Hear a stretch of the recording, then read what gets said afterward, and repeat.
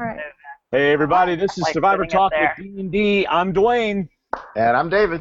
and we're just two best friends talking about the show we love, Survivor. Tonight is not about Survivor Cambodia, or is it about Second Chance? It is all about the Durham Warriors Survival Challenge. David decided he wanted to have a reunion with all his Survivor buds. So there you go. Take it away, David. These are my buds and budettes. So this is going to be awesome. First, I want everybody to introduce themselves, where they're from, and when you do, tell everybody how you heard about Durham Warriors Survival Challenge. We'll start with Carl. I'm going to go by the pictures, and I'll call you names. Go by the Carl, pictures. go first. Okay. Carl, I'm from Lafayette, Louisiana, and being a big fan of Survivor, I'm friends with a lot of people on Facebook, and I heard about it on Facebook, and I applied. Awesome. Jenny. Hi guys, I'm Jenny. I'm from Holden, Massachusetts, but Worcester, 'cause nobody even knows where Holden is. And I heard about it because my boyfriend actually completed last year, and so that's why I did it this year. And what's your boyfriend's name? Brian Marr, or the Survivor Savant, as people like to call him. And on what website does he write a Survivor blog every week? Your website. Survivor Talk with D&D. He loves it. All right. Kristen. Yeah, hi. I'm in LA, basically, and I heard about it through Stephen Pickett, and also I read an extremely long, thorough blog from Andy Baker, which sold me. Yes. He said it was the closest thing you could experience to Survivor without actually going on the show.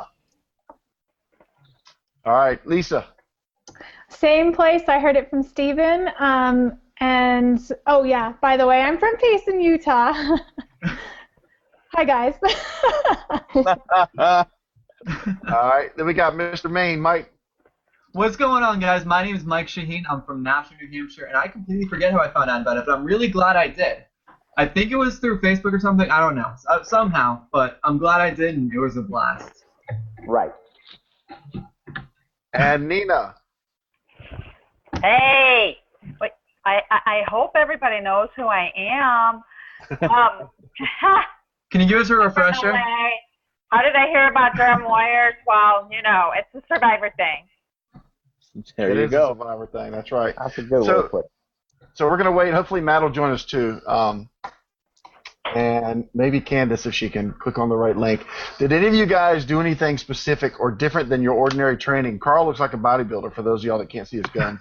But did any of y'all do anything special training or to get ready for this? Who wants to go first? I had Lisa. a lot of fun.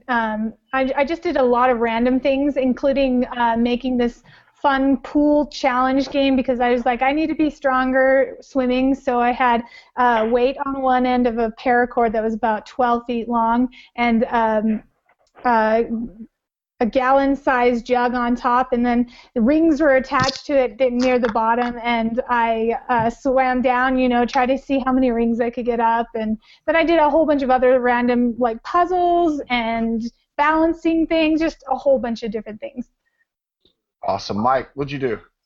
Well, I do CrossFit anyway, so I was pretty well prepared for this. So basically, I just, you know, I focused on, ironically, my diet. You know, I started to eat less and less, and I don't think it worked for me because the whole time during the challenge I was craving more and more food.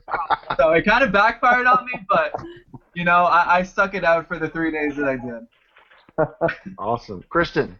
Yeah, I did a couple things. I actually went into the pool since I haven't been swimming for probably 20 years, and I figured I'd actually have to be in the water at some point, so I went swimming a couple of times. I went and bought off of Amazon, like the flint, the magnesium flint, just to see if I could start a fire.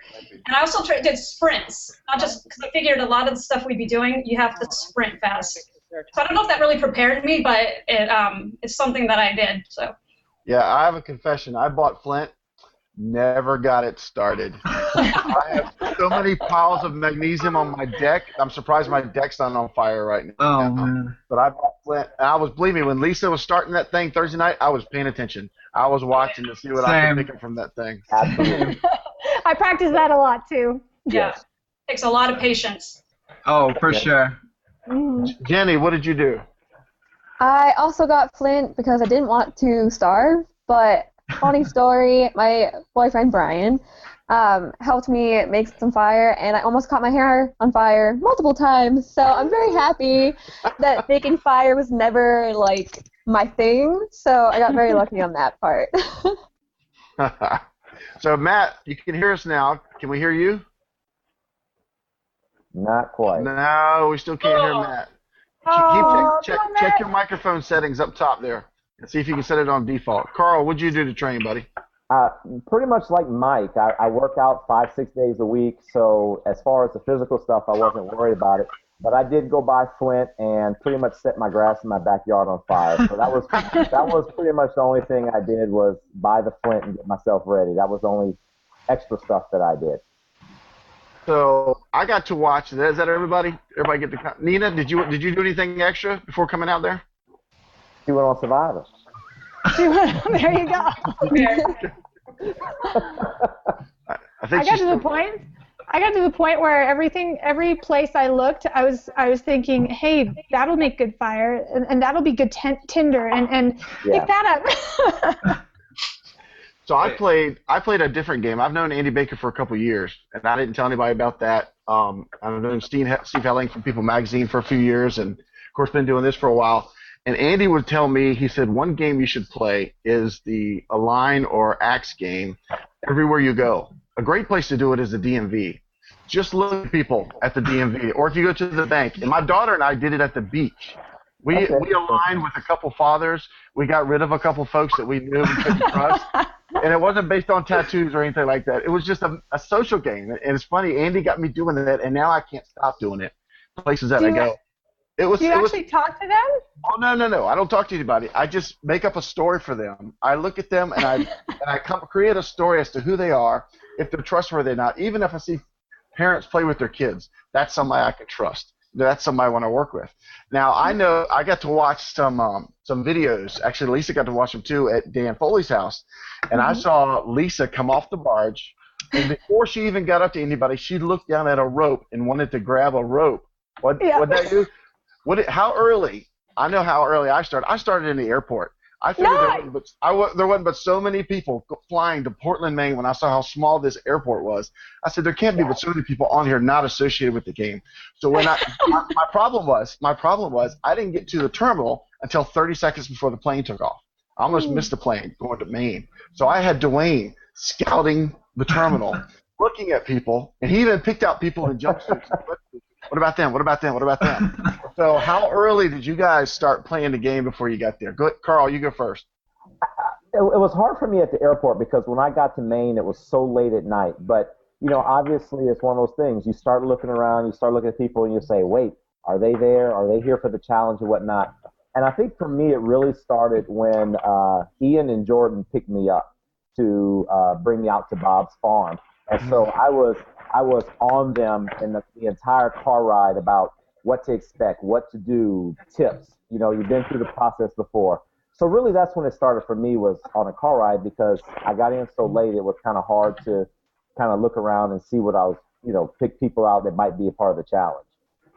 Yeah, I think I got there too early because when I got to Bob's house, it was still daylight. They took me out. They didn't tell us to stop talking in the car until everybody else got in the car, and I was on that rock for almost an hour.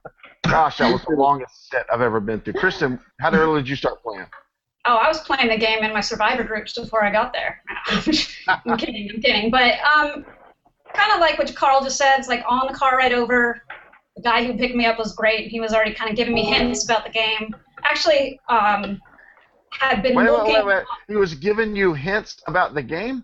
Well, just kind of what people did the years before. I mean, I'm not saying I had any advantage any more than anybody else did, but just kind of talking and got to the farm, and I'm looking around seeing like who's going to be on, who's not, and I actually didn't see anybody who was actually on before I got on, but before we started playing. But I'm not sure who I'm looking at. Hi, Nina. You're on my screen right now. Can she hear me?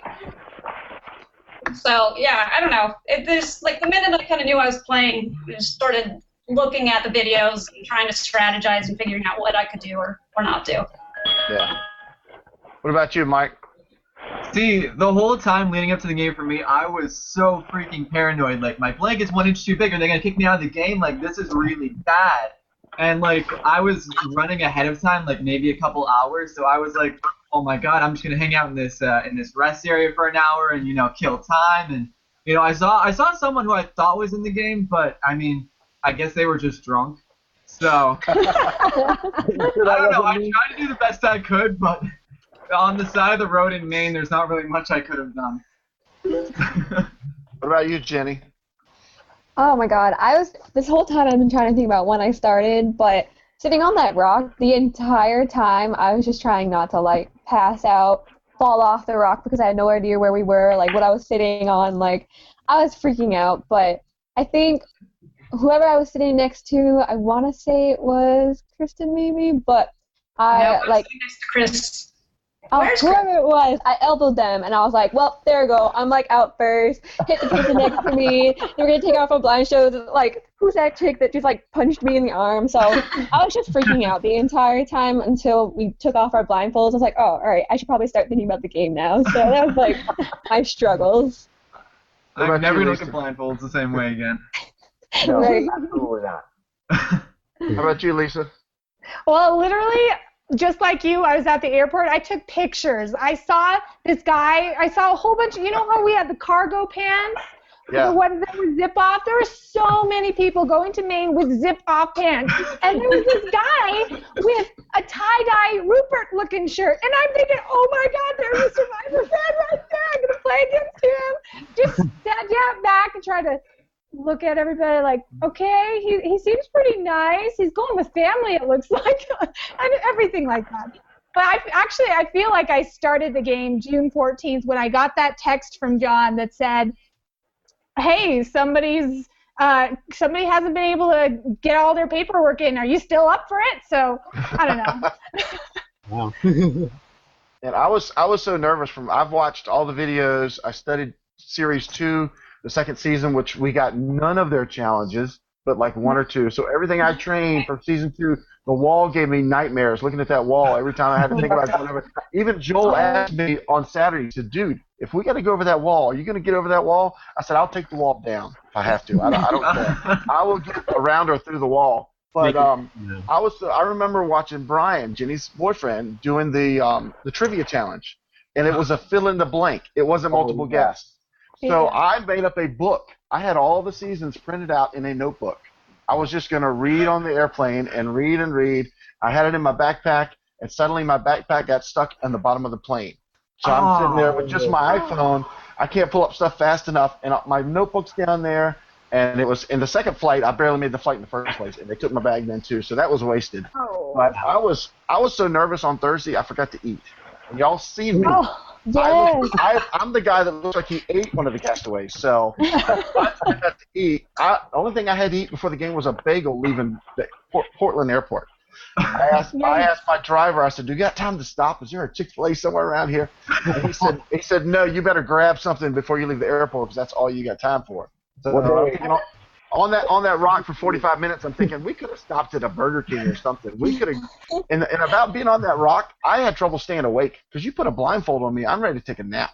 I'm ready to sit down and relax. And I think I knocked Matt off the rock because I found out later by the picture Matt was beside me. He was on the ground after a while, but I had to keep myself awake. I was getting way too relaxed. Go ahead, Carl. Yeah, I say you're different from me because the blindfold actually freaked me the heck out.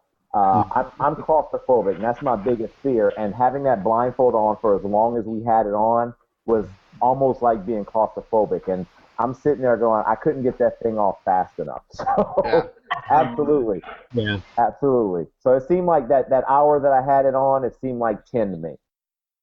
Yeah, I think the blindfold was a great first move. What a great way to start us into the game. Oh, yeah. Oh, yeah. Get us off our game right away. Mm-hmm. Yep. All right, so who wants to talk about the barge and how much they loved it? Oh, no. Go ahead, Mike. Well, let me just start by saying that our barge totally ruled over the other one. Like we were hours and hours ahead of that other barge, so we killed it. You know, by the time this goes on about another month or two, it's going to be like y'all got there 2 days before. No, it's like 20 minutes. It wasn't that bad. No, I know. I'm just messing with you guys.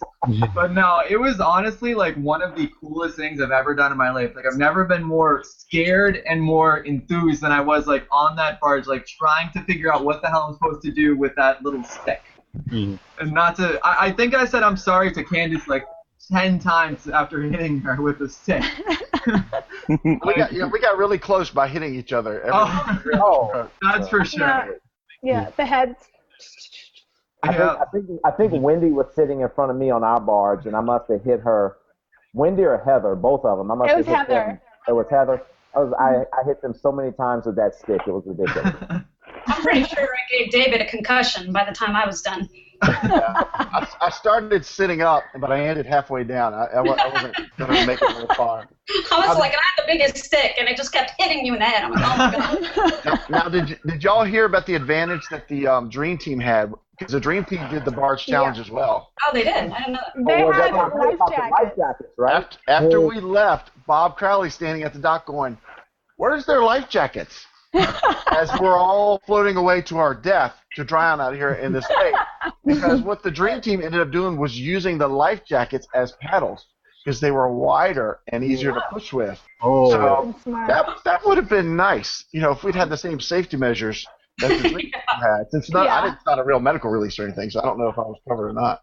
See, I thought you were going to say that the Dream Team had naps. I thought that was their advantage. Naps? Well, we had naps in about 10 minutes. Naps.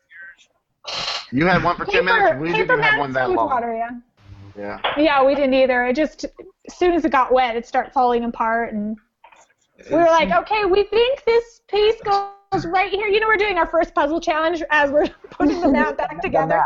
The first puzzle challenge is the map, right? Yes, there you go.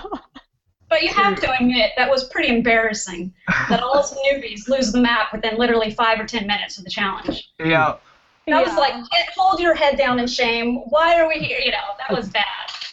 It was a good thing Heather had it memorized, though, after a little while. She was just like, no, there was this, and that curve, and it was on this side, so we were good.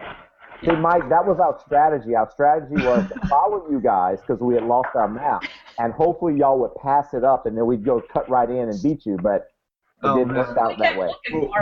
Yeah, that was Mike and Kristen's job, to keep looking back and see where y'all were going. Seriously, we kept looking back every 2 minutes. I'm like, exactly. Where are they? Like, oh my god, they're on the side. Are they stopping? Like, did they feel we literally, we got so paranoid, and then we see Troy's and flow by us, and we're like, what? Like, were we supposed to stop? Yeah, they weren't helping at all. They were just paddling around in circles, and I was about ready to trade 3 sticks for a new map to see if we could do something for the barter service, but I didn't think that was going very well. Oh man.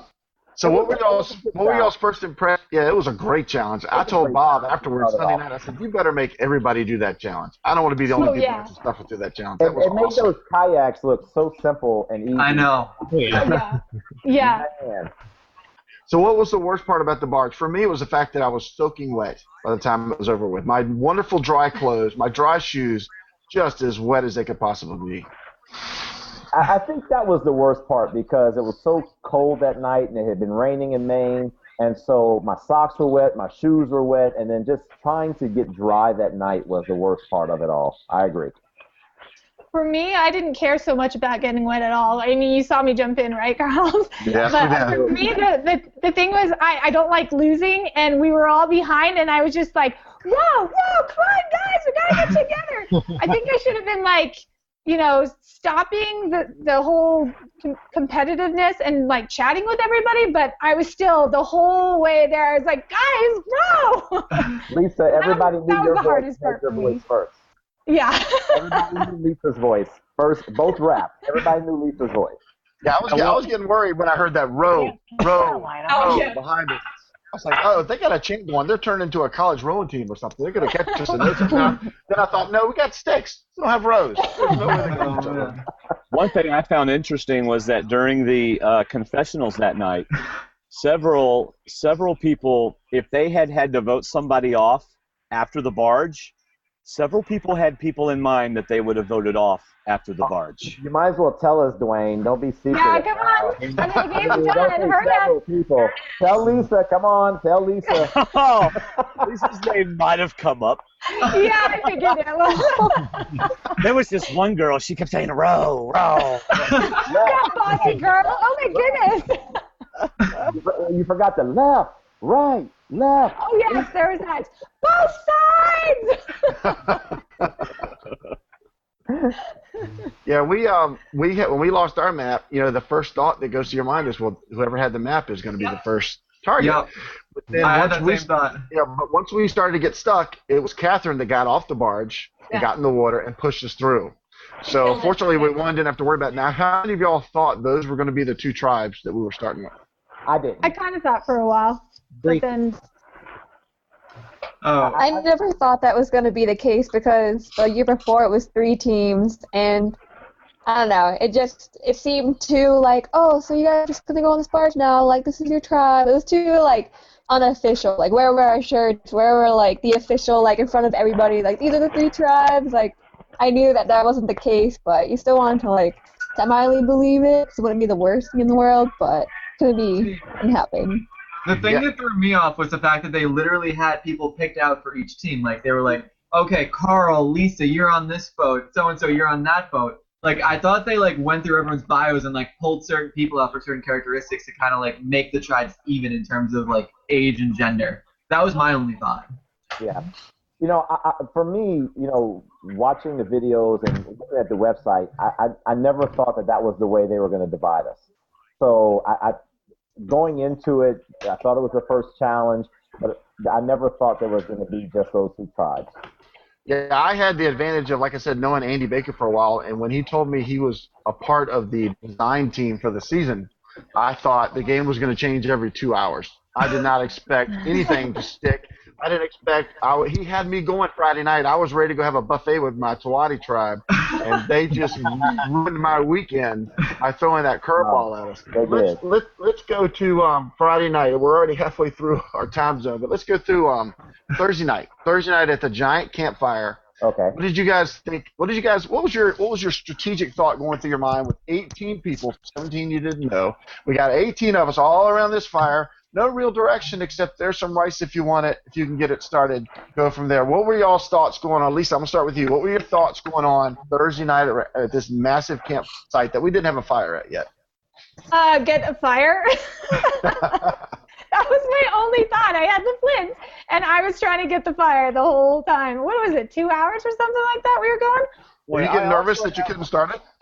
I was mad that I couldn't start it because I'd been practicing at home, and the magnesium and the flint, that one was the one that I couldn't really start at home, but then I was even more mad that here I am getting really big sparks and still couldn't start it. Yeah, I did get mad.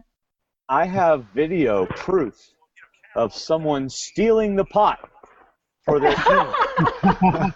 Well, see, that was after we got switched to tribes. Yeah. Oh, yeah.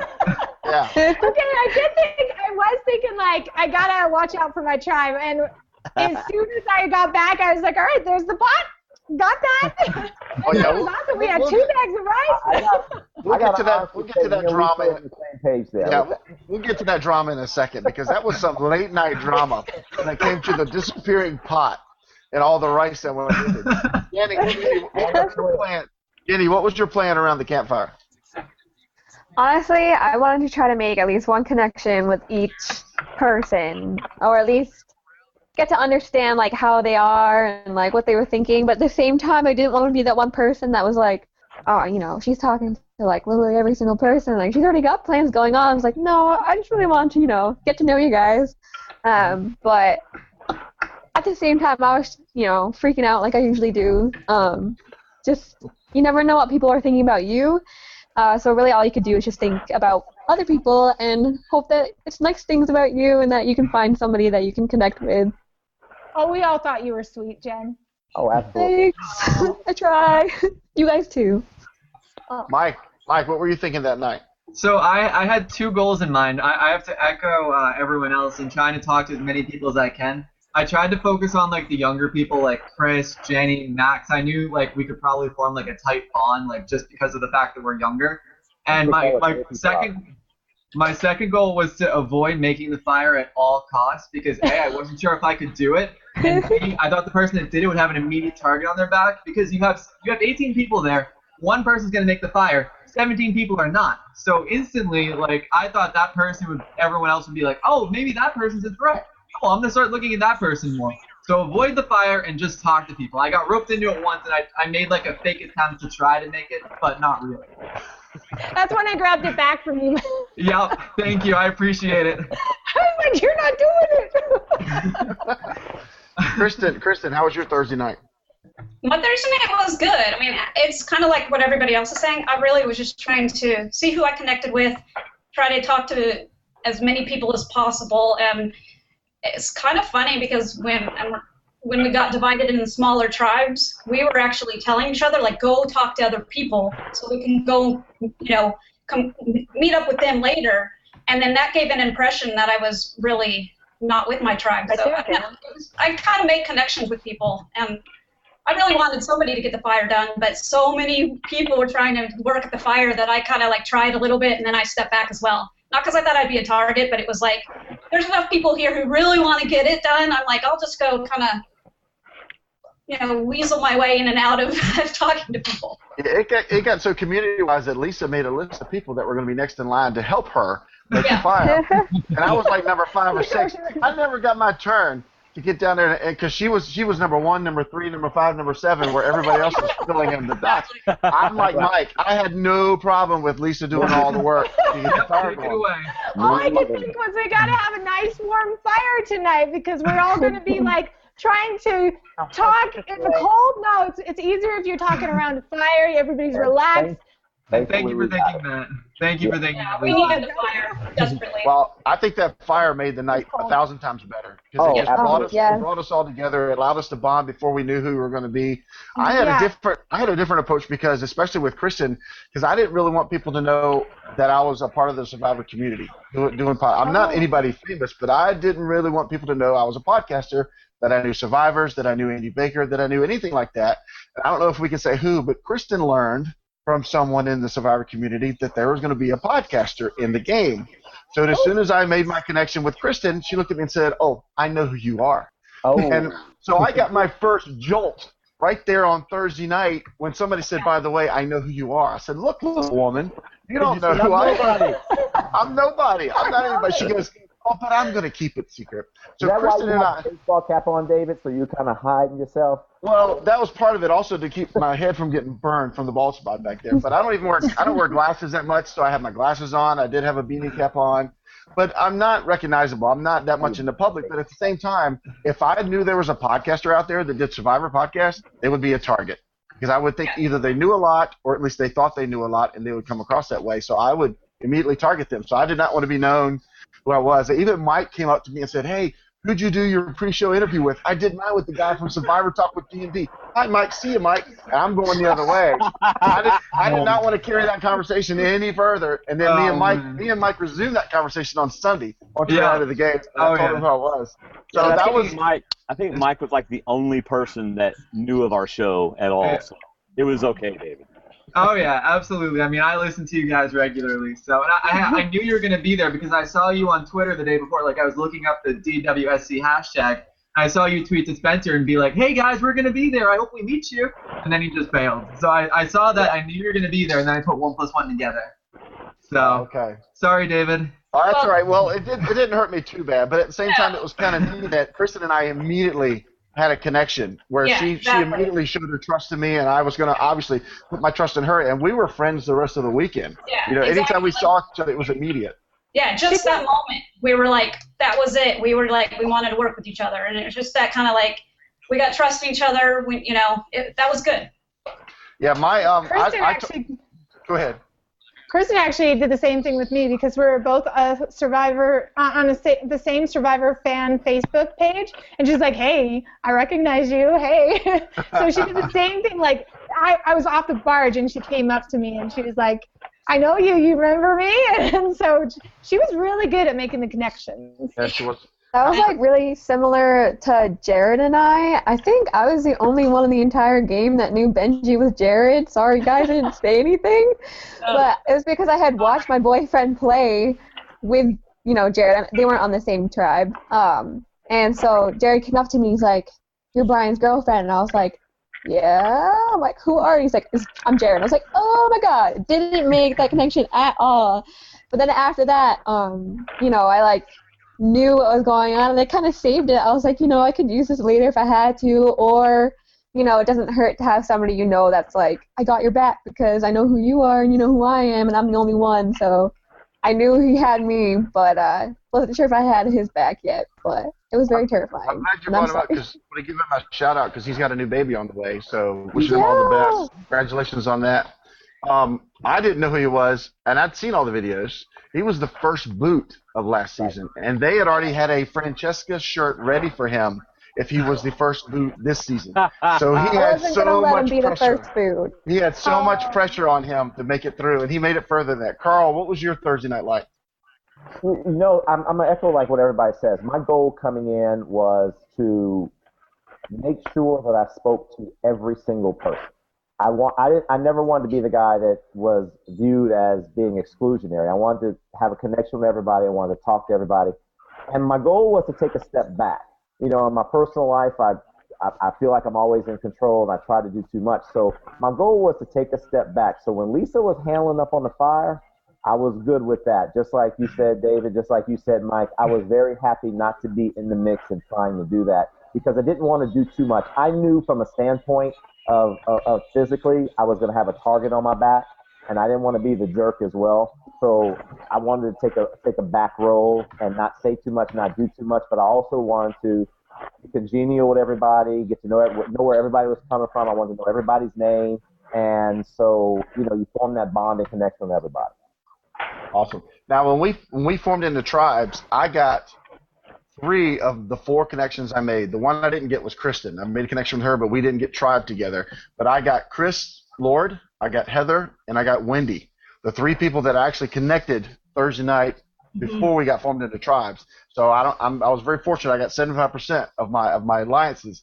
But how many of y'all got tribed with the people that you made connections with before that awesome little tribal thing came up? Mike, I'll go with you first. Yeah, I mean, me and Matt were really tight. Me and Jenny had talked a little bit, but Carl and Lisa, I hadn't talked to them much before the merger. We got to get to know each other well after that tribe thing. So I think it all worked out well for me, and I knew if we went to tribal, I knew I had people I could turn to, and we had a good little group there. Maj strong. I think so. Go ahead, Carl. The person I bonded with the most was Lisa. We got each other. The 5 minutes into the walk off the barge when we left that little site, Lisa and I clicked immediately. And so from that moment on, we kind of bonded and talked. And when we got into our smaller tribes, when I got back to the fire, she was the person I was looking for. And so, actually, I waited for you. I was probably going to be one of the first 3 on the other tribe, the one that won reward. But I looked and you weren't there, and I was like, nope, I'm stepping back a little bit. I need my Carl. So, and like Mike said, I felt really good about the group we had, because if you look at some of the pictures on that side of the fire, Mike was over there, Matt was over there, Jenny was over there. So just about everybody we were with, and Tina as well, we were all together, and we kind of formed a group of people who were hanging out that night on that side of the fire. So I felt really good about the group we were with. What about you, Jenny?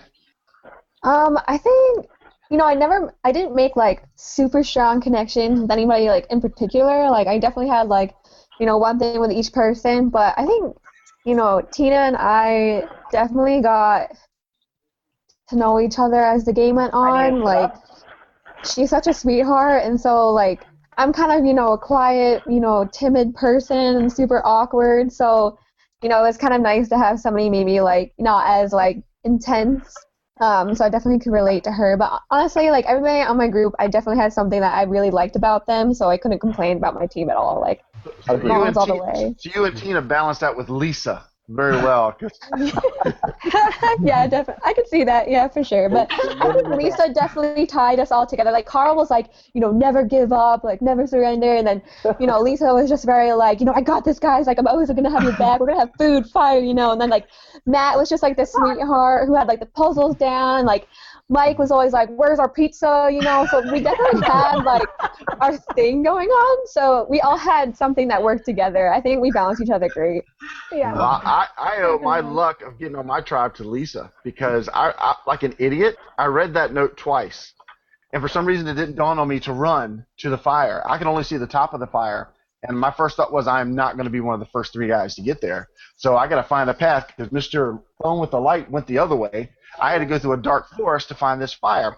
And right as I was getting ready to start running, here comes this blonde-headed ponytail body beside me with a hat on her head, barreling through the bushes. And I said, oh, Lisa, I'm going to follow Lisa.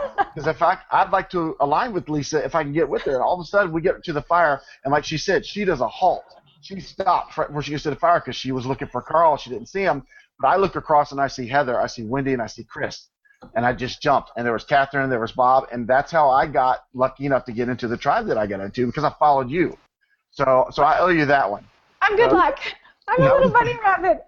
She's going to get there. She's going to take out all the trees and bushes, and I'll have a clear path to get there. So I'll just follow Lisa. Well, you know what? The guy who was had the light. I was like, I'm just gonna barrel through right here, and he was like, hey, well, look over here. There's a smoother trail. Why don't you come this way? I was like, what? Why do I want to do that? I want to get to the fire as soon as possible. One thing about that, which I'm shocked of, I'm surprised nobody broke a damn ankle. Yeah.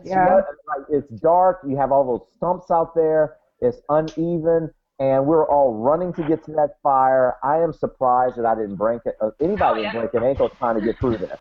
I fell flat on my face, right in the mud, got back up, kept running. Oh, no. I was going to ask you next, Kristen, so I guess that kind of answers the question. Well, the guy's flashlight went out halfway through. I'm reading the note, so I have no idea what I'm supposed to do. By the time I'm running, I don't see anybody. I'm going like, fire? What fire? We don't have a fire. Finally, I start seeing somebody else run, so I'm like last behind, and I'm running, falling. I get to the last tribe, and Candace and Jessica are standing there, and I'm like, I guess I'm with them. And then Jeff Woo comes coming up. Woo! Where did I get Woo from? And I mean, that was the tribe I ended up with, but it was really Candace and Jeff who I felt like, these are people I can work with. When I first saw them, I didn't really know Benji/Jared very well. I didn't know Jessica very well. But those two I felt like I could work with, and I think that was the case. What about you, Matt? Hey, everyone hear me now? Yeah, we can hear you. Hey! That only took forever. For me, actually, I have a funny story with that finding the fire thing. I went and got in my position, and the guy told me, open your note when the drums start, not stop. Oh. So I'm reading the drums went forever because I opened my note when the drums started, and I'm reading it, and I go run to that fire, and he's trying to chase me down to tell me, no, get back in your place. So I was running, I found it, and I'm like, where's everybody else? Where the heck is everybody? What am I doing? And so, next thing you know, they're like, no, go back to your spot, and then the drums stopped, and then I went down there. And I found the 3 ladies that were going to be on my team. I knew I wanted to jump in with them right away. I saw Mike come. It's like, Mike, get over here. And we get together, and then Carl came over, and that was our team. There we go. That's funny. There's a lot of little stories I would imagine that we don't know. Oh, yeah. So we got it's already 10:15, but we got to give credit to Lisa for the pot thieving because it was so dramatic. We'd already got our tribes. We got our little tent that ended up being, to me, a detriment because I didn't like being in a tent away from 12 other people. Because we got in the tent and started talking about alliances and agreeing and stuff. Next thing you know, we're going, you know what, guys? There's 12 people out there talking about Survivor. There's 6 of us in here talking about our own little tribe. They're bonding. We're not bonding with them. So we said, okay, one at a time, we need to get out of the tent. So somebody go to the bathroom, somebody go to the fire, and we'll just make our way back out. So that's why we didn't last in the tent very long because I didn't want to be separated from you guys because it's like going to be 12 against 6 if we go into some sort of matchup that way. But smart to do that, yeah. We noticed it, yeah. That was good to come out. Yeah, Bob had the right idea all along. Yes, he did. Just go to sleep. But it's too bad he slept there the night before the idols got put there because that's where one of the idols was hidden, right where he slept. But so yeah, we got up and it was quite a little conversation. It was neat to see Tawadi got stood together. We saw Waya stand together. Maz kind of stood together. So them giving us those shirts kind of forced us into a little separation game. And then sure enough, we start looking around like, where's the pot? What happened to the pot? And somebody goes, Lisa put it in the bottom of their box. It's in their box. But where's all the rice? Where's all this? And we're like, somebody needs to go talk to them. Why don't we go talk to the Green Tribe first and tell them to go talk to them? And then You know, it's funny you bring that up because it was when we all got separated, and you sit there and you go, it was full on survivor mode at that point. And Lisa and I were like, just like this, because I looked at her, I go, Lisa, grab the pot. I said, put it in our box. And she was like, I was already running. She goes, I'm already going to get it. So, like, she and I were together on that because I said, this Survivor, there's one pot. There's 3 tribes. We're going to 3 different camps at some point. I said, get the pot. We need it. Well, that was awesome. I didn't realize there was some drama a little bit later. And then, I didn't know there was drama until the next morning, and we watched the pot, and I'm like looking for the lid, and the other tribe, I think it was Chris Allen, he had it. He's like, you don't get this back unless you're putting it for everybody in the community pot. And I'm like, we don't need a lid to cook rice. I'm glad nobody asked me about the flint. Hey, Lisa, that was the funny part. So Vataha comes up there, and he goes, I need the pot. And then, Lisa goes and like, okay, let me give you the pot. And he goes, I need the flint. And then all of a sudden I'm like, oh, damn, Lisa's got that too. We were sitting over there just watching. That's right. You got caught. That's right. We were watching the whole time, Lisa. We're like, not going to take that. I don't know them. I'm not with them. Not with me. Wow, Lisa. Meanwhile, we're all sitting over there going, I wish I'd have thought to grab the pot. Why didn't we grab the pot? Exactly. There you go. See? Our tribe would have been sad. And man, if they didn't take that pot bag. We asked for the same pot. I was just trying to think about it. We got the same pot back. Yeah, I was trying to think if I could actually cook with the top. I'm thinking, did we just flip the top over and cook rice on the top? But so what did y'all think? I'm sure. Yeah, we'd have made a way. What moving on to Friday? What was the toughest challenges for you guys on Friday? First one. That darn kayak. But that's funny. That's funny that you say that, Matt, because we talked about not wanting to do this and not wanting to make the fire. I didn't want to do the puzzle. I didn't want to be the guy that got the lead and didn't win with the puzzle. Mm-hmm. And sure enough, I looked at the kayak and said, well, I'm going to sink that kayak if I go in that kayak. So I'm either running or and nobody wanted to do the puzzle. So I got kind of stuck doing the puzzle. How'd that work out for you guys? Yeah. I wanted to do the puzzle, but when we were talking about who was good at what, Jenny said she'd never kayaked before. I have kayaked, but it's been years. So I'm like, maybe it's like riding a bike. Maybe I'll remember how to do it when I get in it. No. Well, Matt, you should have told us that. You're like, I've been in the kayak before. We're like, okay, good, you got it. But he didn't tell us that you couldn't swim. If you had told us that you couldn't swim, I was like, oh, dude, I'll figure it out. If I have to swim to the stupid puzzle piece, I'll do it. Like, that's fine. But afterwards, like, are you okay? And he's like, I don't know how to swim. And I'm like, oh, my God, I'm so sorry. It's so bad. They totally should have told us that it was only 4 feet deep, too. Yeah. I mean, nobody told us that this pond was 4 feet deep. He could have just stood up. And we're like, what? Yeah. Here's the thing, too, is I'm clinging to that boat. There was more to it than that. The rope from the buoy was tied around my right leg. I couldn't move. I'm crying for help because I can't get out of the darn thing. And then eventually I figured out how to wriggle free of that, and then I got over to the dock. Jimmy T was giving me instructions how to get back. Oh, gosh. It still was the most embarrassing thing I've ever been through. No, but you pushed through and you finished strong, so no worries. Yeah, you were our motivation to keep going, Matt. You were. I gotta honestly say that moment when you struggled to get back was a telling moment for me as far as your character, as far as that you didn't quit, you kept fighting, and you wanted to do well for your team, and that meant a lot to me. Watching you do that, and as much as you struggled, and after you were done. I looked at you and I said, this is a kid that's not going to quit. So, even though that happened, I didn't look at it as something that was bad about you. I looked at it as something that you struggled through it and you fought through it. Such a strong character. Yeah. The way you fought through that. I had my fingers crossed you guys weren't going to vote me off first. No, I don't think that would happen. Well, Matt, it's funny you should say that because, as bad as you felt about that particular kayak challenge, I felt bad about the barrel challenge because I felt like it was on me that caused us to have to go back because I didn't finish it up as well. So, you know, it's just one of those moments you feel like, oh, I made an error, I screwed up. Are they going to vote me out because of that? So I feel you because I was right there with you in the very next challenge. Yeah. You know, on Friday when it was the 4 tribes, we went out there and there was three scales for the puzzles and 1 rope. And Jared had actually called it Thursday night that there was going to be another tribe. He's thinking, what if they come out as 6 and they're their own tribe? He just threw that out there. I said, oh, come on, don't scare me like that. But when that happened, and we saw how strong the 6 survivors were. I mean, all 6 of them are going to be really strong. To me, it was, and I think we talked about it in Twatty, that it was the 3 newbie tribes against each other. And I felt like we had a good tribe. We had a good balance. I thought every tribe was good. But after the barrel challenge, the Moz tribe scared the daylights out of me. You pretty much did that challenge twice. And you almost came back. And I thought, uh-oh, we've created a monster out of this purple tribe. Listen to them. They are happy. They came in 4th place, and they're the happiest tribe out here right now. This is going to be a problem. It's too early in the day to make these losers happy. We got to knock them back down again. We were so proud of ourselves, David. We were so proud. We went back and we're like, we're twice as good as everybody else there. Hell yeah. That was actually my favorite challenge.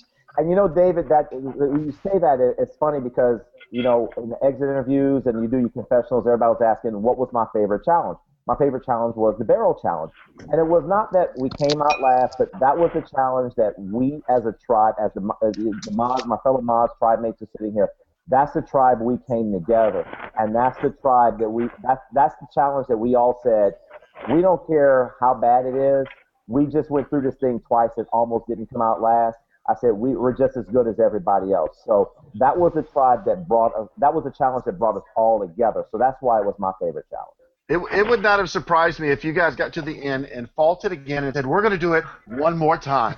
just to come back and beat this tribe because poor Bob is stuck on 1 barrel for like 45 minutes. And it was driving me nuts. And here you guys were just flying down the lane. I was like, man, this tribe, and y'all did. You started finishing 2nd. You won a future challenge. And I'm like, come on, Purple's supposed to be in last. What are they doing when they're coming back? Out of all the noob tribes, if you look at the scoreboard, the Moz tribe came out 2nd. We had the most points. We came back and we ended up having the most points out of all the new tribes. And then we all got screwed over. And then we all got screwed over. Yeah, exactly. I call my team the perpetual 3rd place tribe. We always kept coming in 3rd place. For me, the hardest challenge was the sandbag challenge. Yes. Because I did not practice. Definitely. I did not practice endurance and all that kind of stuff. I did the cross training stuff this summer. My biggest thing this summer was giving up soda. I gave up soda back in June, and to me, it's been a great thing for me. I've done some kids camps this summer where I was eating better, but that sandbag challenge just ruined me. And it got to the point where we'd already won several things. We had enough to have food and fire that night, and when we were facing green for 3rd place, and Jeff had fallen, hyperextended his elbow, I went to my tribe because I was already out, and I said, guys, if we finish last, we don't lose anything. We've got what we need to have a good night tonight. We're going to eat. We're going to be warm. Do not kill yourself in this challenge. If you want to drop your bags right now, we're done. I just wanted our group to come together. And then green forfeited, and it was like the angels were singing. You know, it was like a gift that we didn't deserve, you know, because I didn't deserve it because I jumped out. There's 3 people left because I went down on the other side, and then Jeff went down just around the bend. So that was, and we were actually saying the same kind of thing, David. Like, we have everything we need. We've got pot. We've got a pot. Colorado. Yeah, we've got rice. We've got Flint. Like, no need to kill ourselves here. I mean, you know, come on. Yeah, exactly. But yeah, that was the worst challenge. My favorite, of course, was the ball throwing challenge in the net because we won that one. But otherwise, the rest of the challenges, I mean, that sandbag challenge was the worst for me. I'm proud. I made 1 score, so. Now, I don't want to cut you guys too short, but we are coming up on the end of our first hour. But we're gonna have to do this again. I really want to get y'all's thoughts on the rest. Because Friday night was such a monumental moment for the game itself, where it ripped my heart out, for one. But I want to hear from you guys especially. I've already talked about my experience. And I really want to talk about Saturday because I really want to hear what y'all were thinking as this Survivor Strong tribe was dominating the challenges, because it certainly wasn't me. It was the tribe that Chris built, is what I like to call it. He did.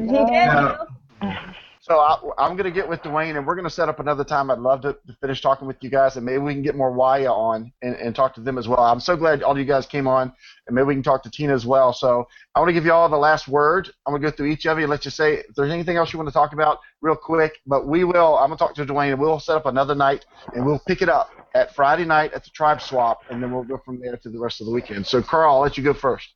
The only thing I want to say is that it was a phenomenal experience, and I feel like I'm a better person for having met and gotten to know each and every one of you, particularly my original Moz tribe. I think we went through a lot, and I'm happy to have made y'all to be my friend.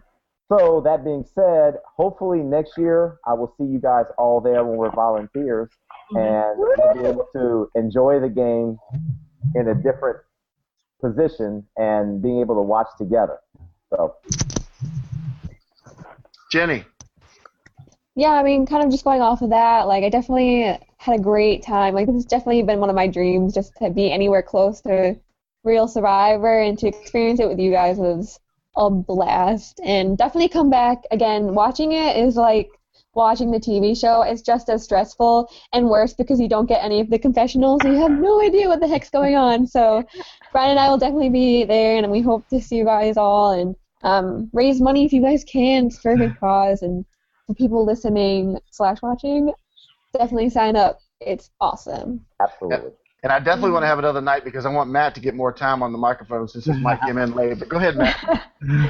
Yeah, I will learn Google Plus. I will learn all of things next time we do this. No, it was a life-changing experience, and for me, I know we didn't get to talk about this much. I beat the one competitor I wanted to beat, and that's my asthma. You know, ended this to be able to say I'm not asthmatic. Just is the ceiling is wide open now. I can do anything. So Awesome. And Awesome. Mike.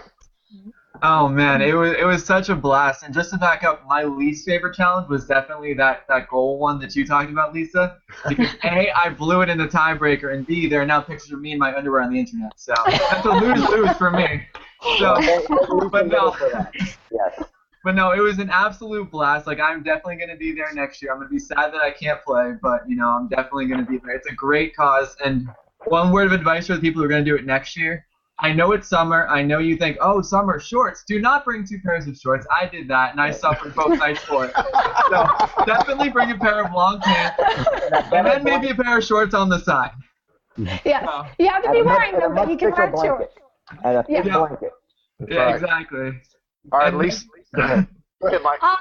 Well, I just have to say that, you know, guys, I have literally already been recruiting people. I went to the Instacare and had to get my foot looked at because, you know, that wagon challenge that we had to build the cart. I was just like kickboxing the axle so much that I seriously like effed up my foot. Anyway, so there's a lady there, the chief manager. She's totally into Survivor, so I got hers. She's going to apply, and then I've got the librarian who's going to apply, and everybody I talk to, I'm like, you've got to apply. If you want an adventure, you've got to apply. So people who are listening, people who I meet, you're going to get the whole spiel. Like, you've got to apply. It's so real Survivor. All right, thank you guys. So this is going to be this is the end of part 1 for the Moz tribe. Probably one of the most dynamic tribes out there. So, thank you guys for coming on. So y'all can sign off now, and we're going to bring the Tawadi tribe on and the rest of our Wyatt. We're going to figure out how to sign off. Yeah, how do you sign off? Oh, there's a little red hangout. Close the red X. A little red door. So I have to sign out too? Bye, guys. No, stay there, Kristen. Okay. Hey, while we wait, can I say 3 more days? I know. I'm excited. No, I can't wait.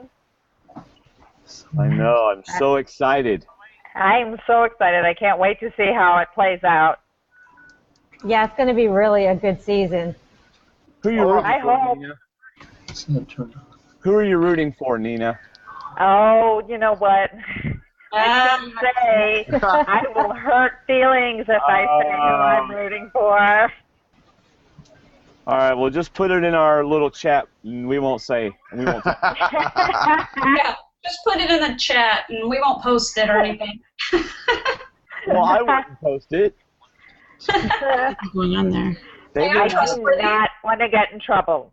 David and I have been told many a things that have not left our ears. I'm or sure. our minds.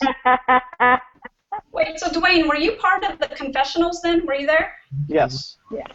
Yeah, I'm sorry. I was like totally out of it during those confessionals. I only like, well, it was so dark, right? You can't see anybody. And Yeah.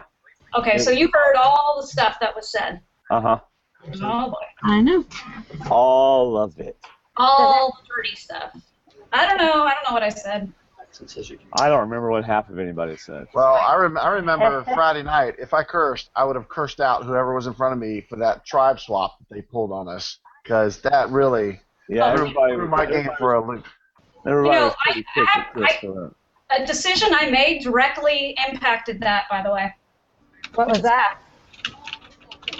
The tribe swap, like in the beginning, they say, you know, put somebody up there on the, you know, pick somebody, and I looked over to my left, and it was Benji/Jared, and I'm like, why don't you do it? And he's like, no, why don't you do it? And I was like, no, I don't want to do it. So I looked over to my right, and there was Chris P., and I said, you go do it, and that's how he ended up there. It's so your fault. It's all my fault. Her fault. It's now the Kristen move. Oh, it would have gone very differently, I'm sure. Didn't you know Joel and Chris were like best buds? You know, I was thinking it was going to be, I didn't want to be in that role, whatever it could be. I was afraid. Maybe it's too much fear. Do both. No. That would have certainly switched things up. No, it would have. I mean, I thought about that earlier. I'm like, oh, that one thing, if I just, but you know, who wants to go up and be the person? You don't know what's going to happen. No, So you don't. I was playing it safe, and it completely hurt my game. So that was, maybe you shouldn't play it safe. Maybe that's the Right. That's a good life lesson. Yeah. Now, I mean, I'm sure we'll talk about this next time, but I definitely would play a little bit more aggressive if I played again. The hard It's thing hard, was that, though, in that time frame. the hard thing with the swap was we were like, you'd worked hard with your group, so we were so excited to go share our spoils, whatever they were, and then we didn't get to enjoy that. I wish the swap was the next day. Yeah. I see Woo. Yeah. Oh, is that Oh, there's Jeff? Heather. Hi, Heather. Yeah, Jeff. I called him Woo, but I think I know a Woo or something. Woo. Last name's Woo. Where are you, Jeff? No, he's not there yet? His microphone is muted. Oh, so he doesn't even hear what we're saying about him? Oh, she's on! Yay! Yay, you made it.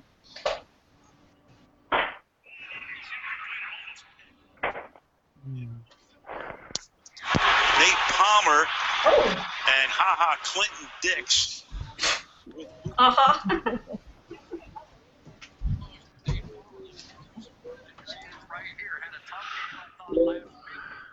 Trying to get Chris on. He's got it to a point, and then he's getting stuck. And I wonder if he's at the point where you click I agree to terms and then join.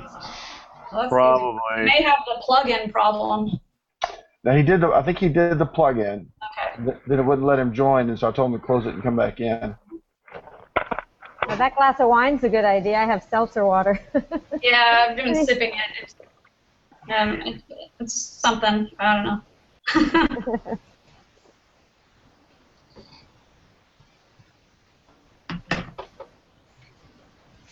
Yeah, I think I'm going to create a new playlist on YouTube. That's Durham Warriors Survival Challenge.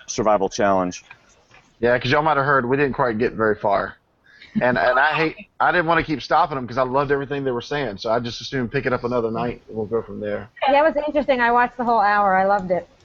It was great. I loved it. Yeah, because you're learning stuff we didn't know. Yeah. It's cool. Brought back all the memories. Yes, we do have all the memories. And eventually we'll have a video to boot. Yeah, hopefully. Does They still anyone don't have have any season update on 2 that? on. They don't even have season 2 finished. I know. Aw. The same people doing season 3? I think so. I don't know. I thought they were bringing someone else in. Yeah, that's what I heard too. Well, Yeah. maybe so. That'd be great. That would be awesome. Maybe we don't want to hear what other people said at confessionals. Oh my god. That first night I completely forgot that it could show up on a video. And not that I didn't even know people's names at that point. But I don't know. I was a little annoyed that we lost the map. You know, there's certain things, and Yeah, I appreciate you telling me that after I did my confessional. You didn't say anything bad about anybody, did you? Because they're going to report I was to the paranoid. DVD. I know. That was funny. And you're like, no. Or maybe? I don't remember. I don't know. I'm not a mean person, but I could say things that might hurt someone's feelings, I guess. Luckily, I didn't know. We all could.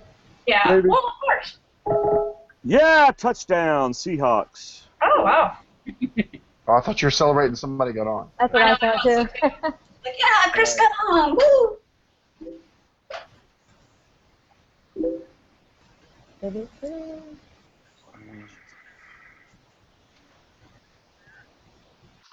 So Jeff is connected, but he's muted right now. I wonder if he knows that he's muted. Is he online? His blue picture is. Right. David, what's your shirt, David? This is my last birthday present I just got. It is a Survivor shirt. It says Survive has spoken. That's awesome. That's awesome. Yeah, I told him I'd wear it tonight for the podcast. Who gave it to you? My assistant coach that I coached soccer with for many years, Vince. Pretty cool. Yeah, it's super awesome. Survivor fan, so they wanted to hear about it all at lunch. Told them they had to buy the DVD. You know, I couldn't really spoil anything for them. So while we're waiting, guys, I don't know if I was the only one, but for the 48, 72 hours after our challenge weekend, I couldn't stop thinking about everything. It was in my dreams. It was day, night, just rethinking everything over and over and over again. You are not the only one, because I definitely dreamed about it. I wake up first thing in the morning thinking of why didn't I do this? You won, though. Isn't it supposed to be different if you won? Yeah, well, yeah, really. Yeah, it is, I guess. But I thought of things that I could have done had the situation been different. I thought of the way I would have preferred to play the game than the way I played the game. Oh, you mean like tell David he's about to be voted out so you can work out some sort of plan with Trorzan to get that idol out of his pocket and blindside somebody on the other side? Yeah, You know, when you think about it, David, actually, though. Hi, Chris. Hey. Finally it worked. Oh my god. We're just waiting for Jeff, right? Yeah. He's on. His microphone's just muted. All right, David, tell him the scoop, and then y'all get started. The scoop is you can drink whatever you want, but we are family friendly, so we'll try to keep it that way. If you heard the first hour and 5 or so minutes, we won't necessarily go all night tonight, even though we're the second and we are Tawadi. We can do whatever we want. But except for you people that made the merge, I don't know what you are. So I thought you were my friends. But anyway, but we'll start at the beginning. I want to cover the same thoughts that you guys were thinking, because even though we got aligned later and we spent a night in a tent together, I still want to hear what y'all were thinking, getting onto the bars, getting blindfolded, all that kind of stuff. So first, I want y'all to introduce yourselves, tell everybody where you're from, and how you heard about Durham Warriors Survival Challenge. And since she's on my screen, I'm going to make Heather go first. Yay! Hi, I'm Heather Bell, and I heard about this Durham Warrior Survival Challenge the year before. I had just happened at Bob's house during the barbecue and said I definitely want to do this next year, and lucked out to get approved or whatever, and showed up and with you crazy guys, so it was awesome. What about you, Chris? Okay, so mine started last year in June. I met John playing a Survivor game out in Arizona. So he told me about this whole thing. Hello, hi, I'm on. Hey, there's Jeff. Hey, Jeff. I just had a meeting for club swimming, and this is a bunch of people from my freshman dorm. We're all hanging out and stuff. Hi. Hey. What is this for? This is for the thing I did in Maine. I told you about. Yeah, I have to. It takes a lot of explaining. Most people don't get it. Just so y'all know, we are live on the air. You have to tell me about it. Tell me about it. I don't want to interrupt your video call. Because there's definitely stuff about it. I'll go in mute if it gets too loud. Okay. Yeah, but Jeff is broadcasting from the loudest library at any conference. Chris, go ahead and finish. Okay, so I played Survivor with John out in Arizona. We were on the same team. He told me all about the whole game, and another friend of mine played it in the first season. He got second place, so he's like, oh, you gotta apply. This is like the dream come true. This is exactly like Survivor. So I applied. I really didn't think I would get on, and everything turned out perfectly, and a dream came true of mine. So you played Survivor with John Fajada? Yes, I played Survivor with John. He was pre-merge, and I won. Oh, wow. You didn't tell us that. I don't want anyone to know, Wendy. That was my secret. All right, Wendy, go ahead and introduce yourself again. All right, I am Wendy. I live in Northern Virginia. I heard about it by reading Andy's blog, The Baker's Dozen, which I read all the time. And when I read it, I had like 3 days left to apply, and I did it, and the rest is history. Yeah, it's the best kind of history, isn't it? Yeah. Jeff, you still there? Tell everybody where you're from, who you are, and how you got on Durham Warriors. Hi, I'm Jeff. I am 19 years old. I currently go to Stanford University. I'm in a very loud coffee house right now. And I actually also heard about the show the game through the blog that Wendy read. And that's also why I applied for it, because I'm a big fan of the show. And I was like, yeah, I got on. All right. Awesome. Now, what did you guys think about? I'm trying to think of where I started with the other group about Blindfolds. About the blindfolds. Yeah. What was y'all experience? I think I got there early because I was on that rock for probably 45 minutes, or at least it felt like. I was too. Yeah, I'm pretty sure I got there early. But what were y'all thinking when y'all got stuck on the rocks with the blindfolds? I think Kristen and I were the first ones, to be honest, because we were all the way. Mm-hmm. We were there for a while. I remember just feeling her body heat for like almost an hour, and just like. Hey, but you wanted that body heat later, boy. I know, I definitely did. But I kept feeling her move.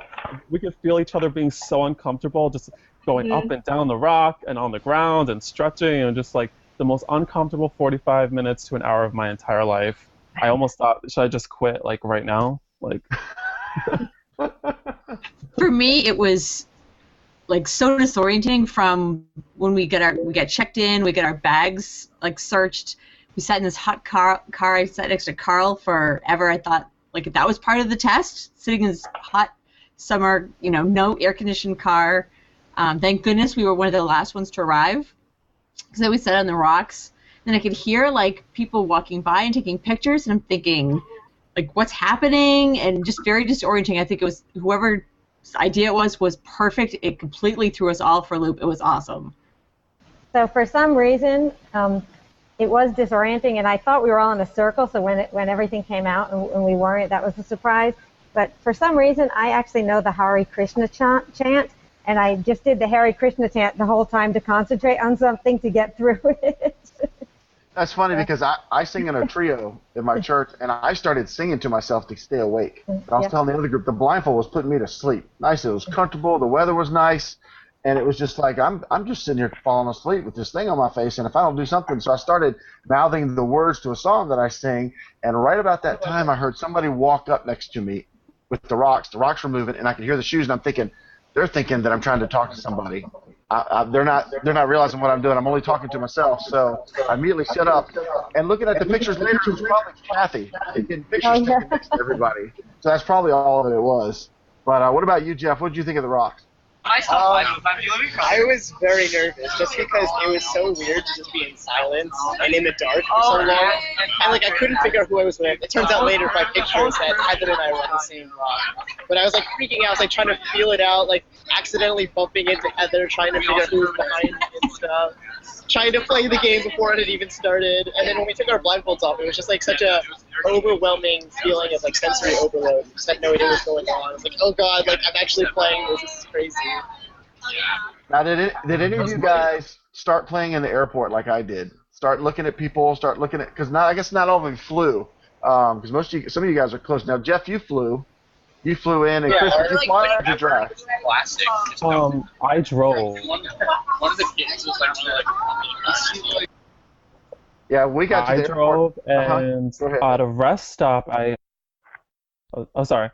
stopped at a rest stop, and I noticed Jenny's boyfriend, because I've seen him in season 2. So I guess Jenny was right there in like a 5 feet vicinity of me. I noticed him like right away, because he has like crazy curly hair. Yeah. So I was like, that's so crazy. I was right there with Jenny. Oh, wow. Dwaine was actually taking a picture of a woman in a tracksuit at the terminals because he was waiting for me to show up. But when I got there, I wasn't going to sit with him or talk to him. But he took a picture of this lady and says, "Does she look familiar?" And she's standing there in this tracksuit. And actually, I thought it was Jessica later when I saw Jessica because she was in kind of a tracksuit. And I thought it was her, but it wasn't. I actually went back and looked at the picture today. It was so Dwaine's taking pictures of people he doesn't know in the airport. He should have got arrested. But otherwise, everything's good from there. But so what was y'all's first impressions getting on those, OSHA-approved barges with those nice long 10-foot sticks? Heather, go ahead. That by far was the worst challenge of the entire weekend. It was like the fact that we were soaking wet. All of our clothes that we knew we would have to wear for the rest of the challenge were wet in 5 minutes. It was awful. And then some people just started barking orders, and other people were like looking at each other like, it was just complete chaos and frantic paddling for 2 hours. It was unbelievable. What was life like on that other barge, Wendy? Well, I think Heather gave a really good description because we were on the same barge. But when I saw the barge, I thought, all right, we're really playing this game because I had looked at all the footage from last season, so I knew that they did canoes, so I was expecting the canoes. So, but we were pretty disorganized. Jeff, did you feel that way too? The challenge was a mess. I felt myself like almost becoming the alpha leader of it just because I was like, oh my god, we're never gonna make it, and I was getting really competitive over it. But then it was like, okay, the leaders always get voted out first. So then I was like stopping. I let Lisa and Chris kind of battle it out to try to figure out how to move the thing. I didn't jump in the water when it fell. I let Lisa do that. But that was so frustratingly difficult. Oh my god. It was made more frustrating by the fact that we lost our map. Oh god, we lost it too. We did too. Yeah, we lost ours before we lost y'all. I think before y'all lost y'all's, but I was with Chris and Kristen, and our barge to me wasn't so chaotic. It wasn't so frustrating because somehow we were winning. And I still couldn't figure out how we were winning. I hear all these barking orders behind us, all these loud people, all these tall people standing up, they're looking so organized. And I'm like, we're still winning. Chris is up there in a full sweatsuit up there paddling, trying to swim the barge forward. And Chris is behind us constantly looking at the barge behind us. And it was crazy. I'm like, how are we beating this other tribe to the other side? How was it for you, Chris? We were just so quiet. The only things you heard were sorry, every 5 seconds. We were constantly hitting each other in the face. I got hit in the ass. I got hit everywhere possible with this damn stick. I was soaked literally from head to toe. I feel like me and Katie, we just put our feet in. We were kicking. We were using our hands. It was probably the most chaotic 2 hours. They said it lasted 2 hours. But goddamn, I just kept saying, you guys, I'm ready to jump in anytime now. I'm going to jump in there, and I'm going to swim us to the end, whatever I got to do, because I just did not want to finish second. I just thought that there was going to be some sort of huge prize, and then we got there, and it was like, oh, we got cookies. I didn't hold that for cookies. For me, I knew Lisa was holding our map, and it was getting wet really quickly, so I wanted to make sure I memorized the map just in case we needed to make some sort of turns. And for me, I wanted to make more of it. I knew the game is on. I didn't want to stand out. I bit my tongue a lot, which was, kind of being a normal alpha female in my normal life. Just making a lot of eye contact with Wendy and Tina and Jenny, and just we're very similar. We kind of got each other, and I felt connected with some people. It was pretty cool.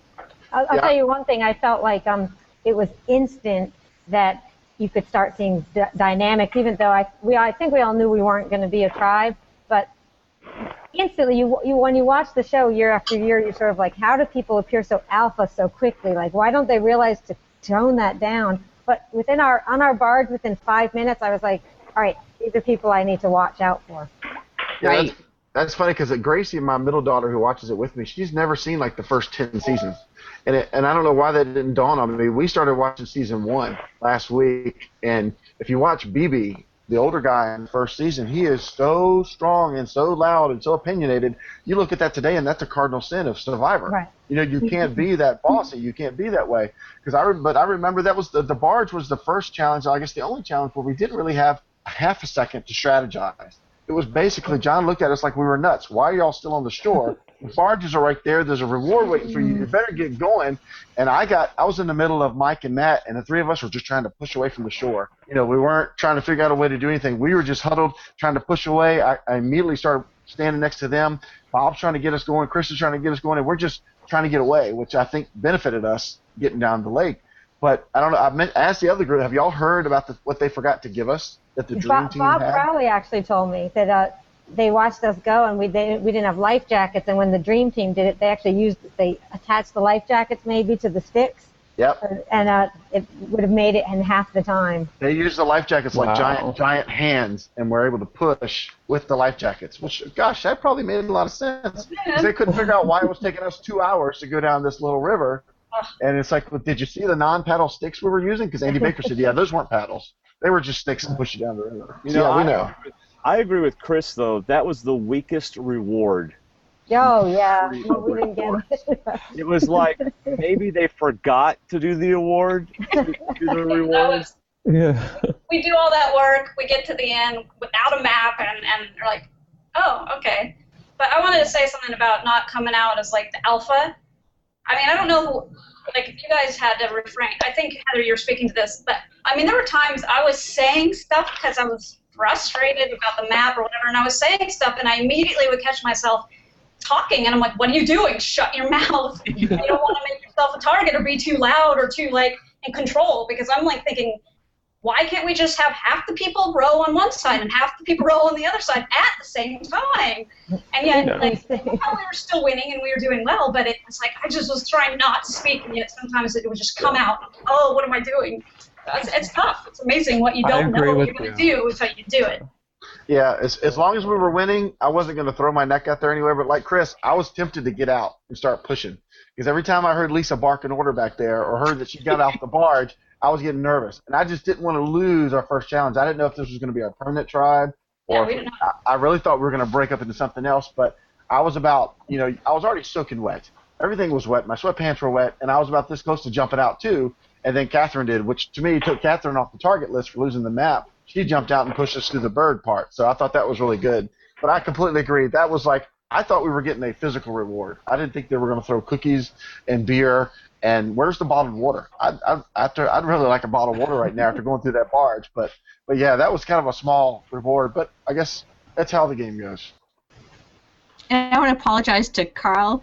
I don't know how he got the worst stick. It was like this knotty thing that was so heavy, and everyone kept bumping him, and he just was like so calm. It's all right. It's all right. He was like awesome, just so patient, and he gave it to me for like about 2 seconds, and I said, I'm giving it back to you, Carl. Sorry. I felt poor Carl. Somehow we kept switching around sticks, and I think Kristen actually had the 12-foot stick at one time. I did. I had the heaviest stick at one time, and I'm like, okay, I think I'm the smallest one here. Someone take this. And then I get it to you. So we get to the shore for the smallest reward ever rewarded at Durham Warriors, and we don't even jump on it. We just kind of look at it like, is that one of those for each of us? We all get that? Or just, we weren't really fighting over it. We were kind of forcing each other to take it because we're like, if you don't eat it, they're going to show up in a minute and it's going to be gone.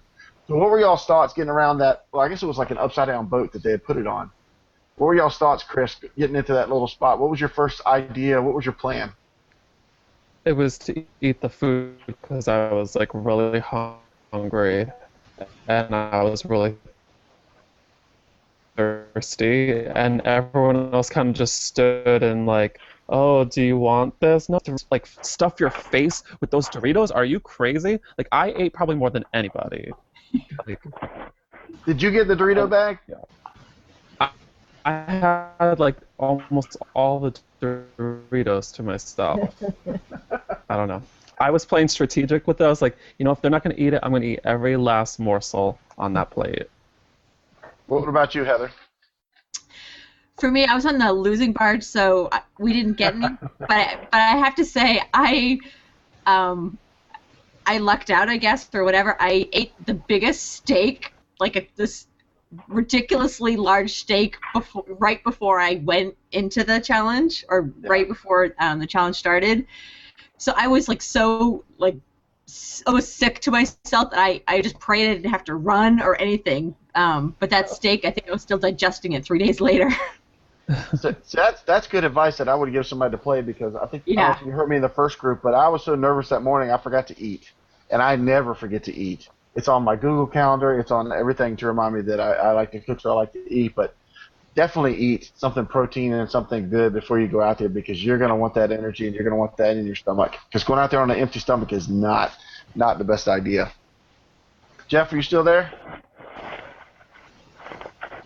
I think the coffee shop may have took over from him. So, who did y'all? What was your thoughts? Who did you immediately bond with just at that canoe before we even got to the big the skull circle? Who did you bond with? I remember specifically. I tried to meet everybody. I tried to find everybody, but the one thing that stuck out in my head was there's another person from Virginia. So I knew immediately I wanted to find her and make sure she won. If I didn't win, that was my plan. But I wanted to find her just to make that connection, because I knew immediately we'd have a connection. Was there anybody that stuck out to you guys that you immediately connected with at that first little spot at that reward? Who wants to go first? For me, it was you, Dave. I think I had bonded somewhat with the people from that green barge, but Dave, you were the only one that kind of came over to me, and I think you were the one that bonded with me the most. Mm-hmm. I would agree with that. I think you and I had a nice connection, and when I was on the barge, I felt like the people I bonded with most was Jeff and I hit it off really well, and I was actually kind of sad because I never got to play with him, but we hit it off really well that first day, and Heather and Jenny, I think, and Tina, the other girls on the boat. So. Hello, hi. I'm in a quieter area now. Wow. Hi, Jeff. Thank you, Jeff. What about you, Chris? Sorry about that. That's all right. For me, it was like the Survivor fans. I feel like me, Mike, and Matt were like super fans, and we all knew it. So we're like, oh my god, this is like so unique because we're all around the same age. We all have the same kind of like drive for Survivor. And other than that, I think I remember like hearing Candace and Jesse's like Southern accent, and I was like, oh my god, I love Southern accents. I just have this weird obsession with them. So I just was like, oh my god, tell me about your lives. I'm so excited to hear about it. And Katie and I were like the whole way through the barge, we were like connected. So we just had this like instant connection, I think, from that point on until the very end of the game. Jeff, we're talking about the first reward at the end of the barges. Was there anybody that you connected with right away that you maybe saw that you wanted to work with? Chris P. and I talked a lot on the barge, so that kind of like made us build a little bit of a bond, and I became really close with Wendy and Tina also through that. So I was like, all right, I think I need to make those connections. It wasn't until like we started hiking that I felt like I really connected with people on the other barge. Candace and I got really close through walking. We have the same interests. We like the same things. So we just talked a lot about life, and we were like, okay, like we're going to be good friends through this. We should stick together without actually saying that. But I think that's who I connected with early on. What about you, Kristen? On the barge, it's interesting because I was in the back, so I really wasn't able to talk to many people except for saying, I'm sorry for hitting you. And by the time we got to, we won that and we got the little reward, I think maybe some of the women, I think Candace and I were talking about how we had to go pee, so that was already a discussion that was connecting. She's like, I do have to go too, but none of us wanted to leave yet because we were, we don't want to leave the group. We're trying to meet. And I think also, like what Jeff was just saying, just walking through the hike is when I started talking to other people from the other tribe. Like Chris P, talked to him, Tina, Carl a little bit, and started to get to know people. Yeah, I found it. I was telling the first group, I found it so ironic that three of the four people I bonded with at that moment, I got three of them on my tribe. Of course, I connected with Wendy because once I found out she was from Virginia, I almost didn't want to talk to her anymore because I didn't want people to think we were in cahoots already. So once I met her and got her name, I wanted to spread. And then people asked me, what was it about Heather that made me trust her so quickly or bond with her? And I said, I think it's because she reminded me of my sister. I'm very close with my sister, and she smiled at me, and we looked at each other like, yeah, it's a game, but we're going to play. There was no hiding. There was no fake looks or anything. She just gave me a look like we didn't need to talk. And it's just immediate, like, that's somebody I can trust. And then listening to Chris at the front, and Chris didn't complain up front. He just kept paddling. I never saw his hand stop paddling, and I had a lot of respect for that. And then around the food, Chris was, like he said, he was constantly eating. He was trying to get the protein. He was trying to get the food, just constantly eating. But he kept offering it to people. He never walked away from anybody. He never turned away from anybody. And then Kristen was the other person that we had the most casual, short conversations. But then we separated, and we just kept moving. I didn't want to look like I was trying to hide in on one person. And It's funny that you four, right away around that canoe with that little bit of food, I couldn't believe later that night when I got 3 of you on my same tribe. I just couldn't fathom how that was going to work. So then we got to talking about getting into the skull camp where the idols would eventually be hidden. It would have been nice to know. Idols. Yeah, the idol camp. That's what we ought to call it. They weren't hidden that night. Do you know that? They were hidden the next day. Yeah, the next day, once the clues got put out on the flags. So, did y'all know that the clues are on the tribe flag? I found out later. Me too. Yeah, Jared found his, and then he told Troyzan where it was, and then they stole ours. Jared stole the Tawadi one, and then Troyzan grabbed, I believe, the Waya one. So all the clues were taken up by 2 people, so they were going pretty quick. So then we get to. And then with you mentioned the walk-in. Benji or Jared, he definitely stood out as someone that, he's playing the game and a little shifty. Like, he made it so purposeful, almost militaristic, that he talked with everybody and stopped and went through and he said, all right, be friends, but don't quite trust the game there. He was shady. You could tell that he was. Yes. Because I tried to talk to as many people as possible on that. I still think they didn't know where they were taking us walk, where we were trying to go through those woods, and I tried to make it to everybody, but some people were so far back, I didn't want to be obvious that I was separating for some and going to the other. So I think I talked to a lot of you guys and saying, I don't even know if I got to talk to Jeff, because I think Jeff was in a conversation that I didn't want to interrupt, and I was near the front. Yeah. And I kind of stayed at the. I didn't want to be at the front of the pack with the whole hike thing, but I kind of just ended up there, and I was like, okay, whatever. I'll just talk to whoever's in the front. I'll just try to make it work. Because then if you stop and let people go by, they think, he doesn't want to talk to me. He wants to go talk to somebody else. So I didn't get to meet everybody in that walk. So I didn't get to meet Carl real well or Lisa real well or even Candace. But then we come to the big room, the big place, and John basically tells us, you have rice if you want it, you have Flint if you want it, good luck, we'll see you later. So what were you guys thinking at that point, Jeff? We'll start with you. What were you thinking once we finally gotten up there? I mean, I was so overwhelmed with everything that was happening. But then, the second they left us, and then we were all, going to collect firewood, it became really clear that everyone was trying to play the game. Alliances were being made right off the bat.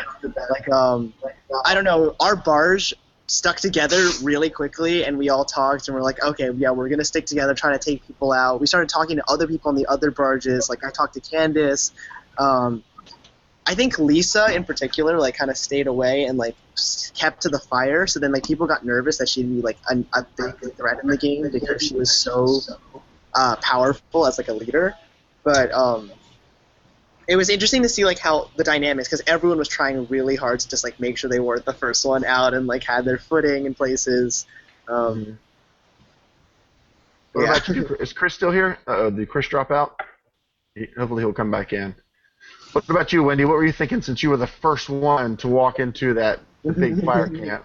It was Candace and I that were at the very front, and she didn't want to walk out, so I was like, well, I'll do it, but it's actually my favorite picture, or one of my favorite pictures of the whole thing. But I felt it was really interesting because as everyone was talking, one of the conversations was just this uber fan conversation of about, I applied 10 times, and I applied 20 times, and I got the 10-page packet, and I got the 40-page packet. And I was listening to this thinking, this is really cool, number one, because we're all Survivor fans. But number two, I want to play this game and not that game, and those are the people I'm going to kind of watch for, because there was a lot of people that have gotten close to playing, and I think they wanted to come and play this huge, huge game, and we only had 4 days to do it. So I was listening, and I was actually making connections. Jeff, you were offline before, but when asked earlier, I think you were one of the first people I made connections with, and I'm actually sorry I never got on a it's okay. with you earlier. But I feel like it was just interesting. I felt like I was really starting to suss out some players and some people to watch for in that first 20 minutes. Yeah, I agree. What about you, Heather? It's very intimidating because sort of walking out, you had this big open area, and there was definitely some alpha, folks really trying to start the fire. And I knew I am not going to start that fire. I know how to start a fire. I was a junior maid guide. I spent most of my summers starting fires, living in the woods. I felt very confident about that, but I did not want to be that person, making blisters on my fingers. And Jared had told me that he had smuggled in a match. So I knew one way or the other there would be a fire, despite being really wet and cold and all that great stuff. So I knew I wanted to spend my time getting to know everybody and building the social game. Yeah, because did they call us for confessionals before they tribed us up? Because I couldn't remember if they did or not. They did it afterwards. After. Because they asked me in the tribal, they said, so what have you done so far? What have you learned? And I said, well, I've learned everybody's name and what state they're from. I said, so I had 17 names in 17 states. Except for Jeff, I just had Stanford for Jeff. I didn't have any. I presumed it was California. But so that I'd gotten that far, and what I found out later was some people actually thought I was being too quiet, that I wasn't talking up enough. Because, like you said, that we had some alpha voices out there. We had some. I mean, sitting around that campfire once it started and telling the stories and telling the unique things about us. I wanted to say something, but at the same time, I didn't want to say something because I don't want to. I was not going to make the fire either. I was talking to Mike about that last hour. Neither one of us wanted to make the fire.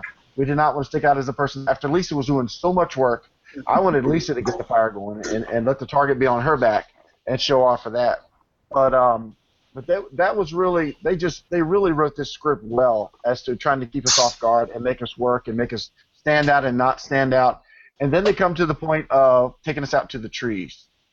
So did y'all hear Matt's story about his episode? He got, I don't know if y'all ever hear the whole first hour.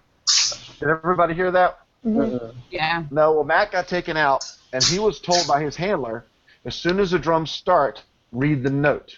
I was too. They told me the you same were thing. too? Mm-hmm. Okay. They need to have a better handler meeting. Yeah. I was such at a disadvantage in that. Ugh. Oh my God, say. I know, you and me, we were like running around like chickens. So confused. I was like right there. I was like right next to the fire, like 2 feet away. Really?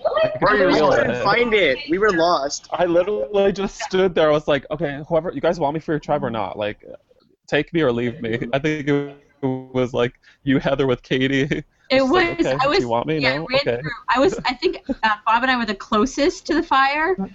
We were literally right there, so I just grabbed Bob and ran to the fire, and I saw Chris.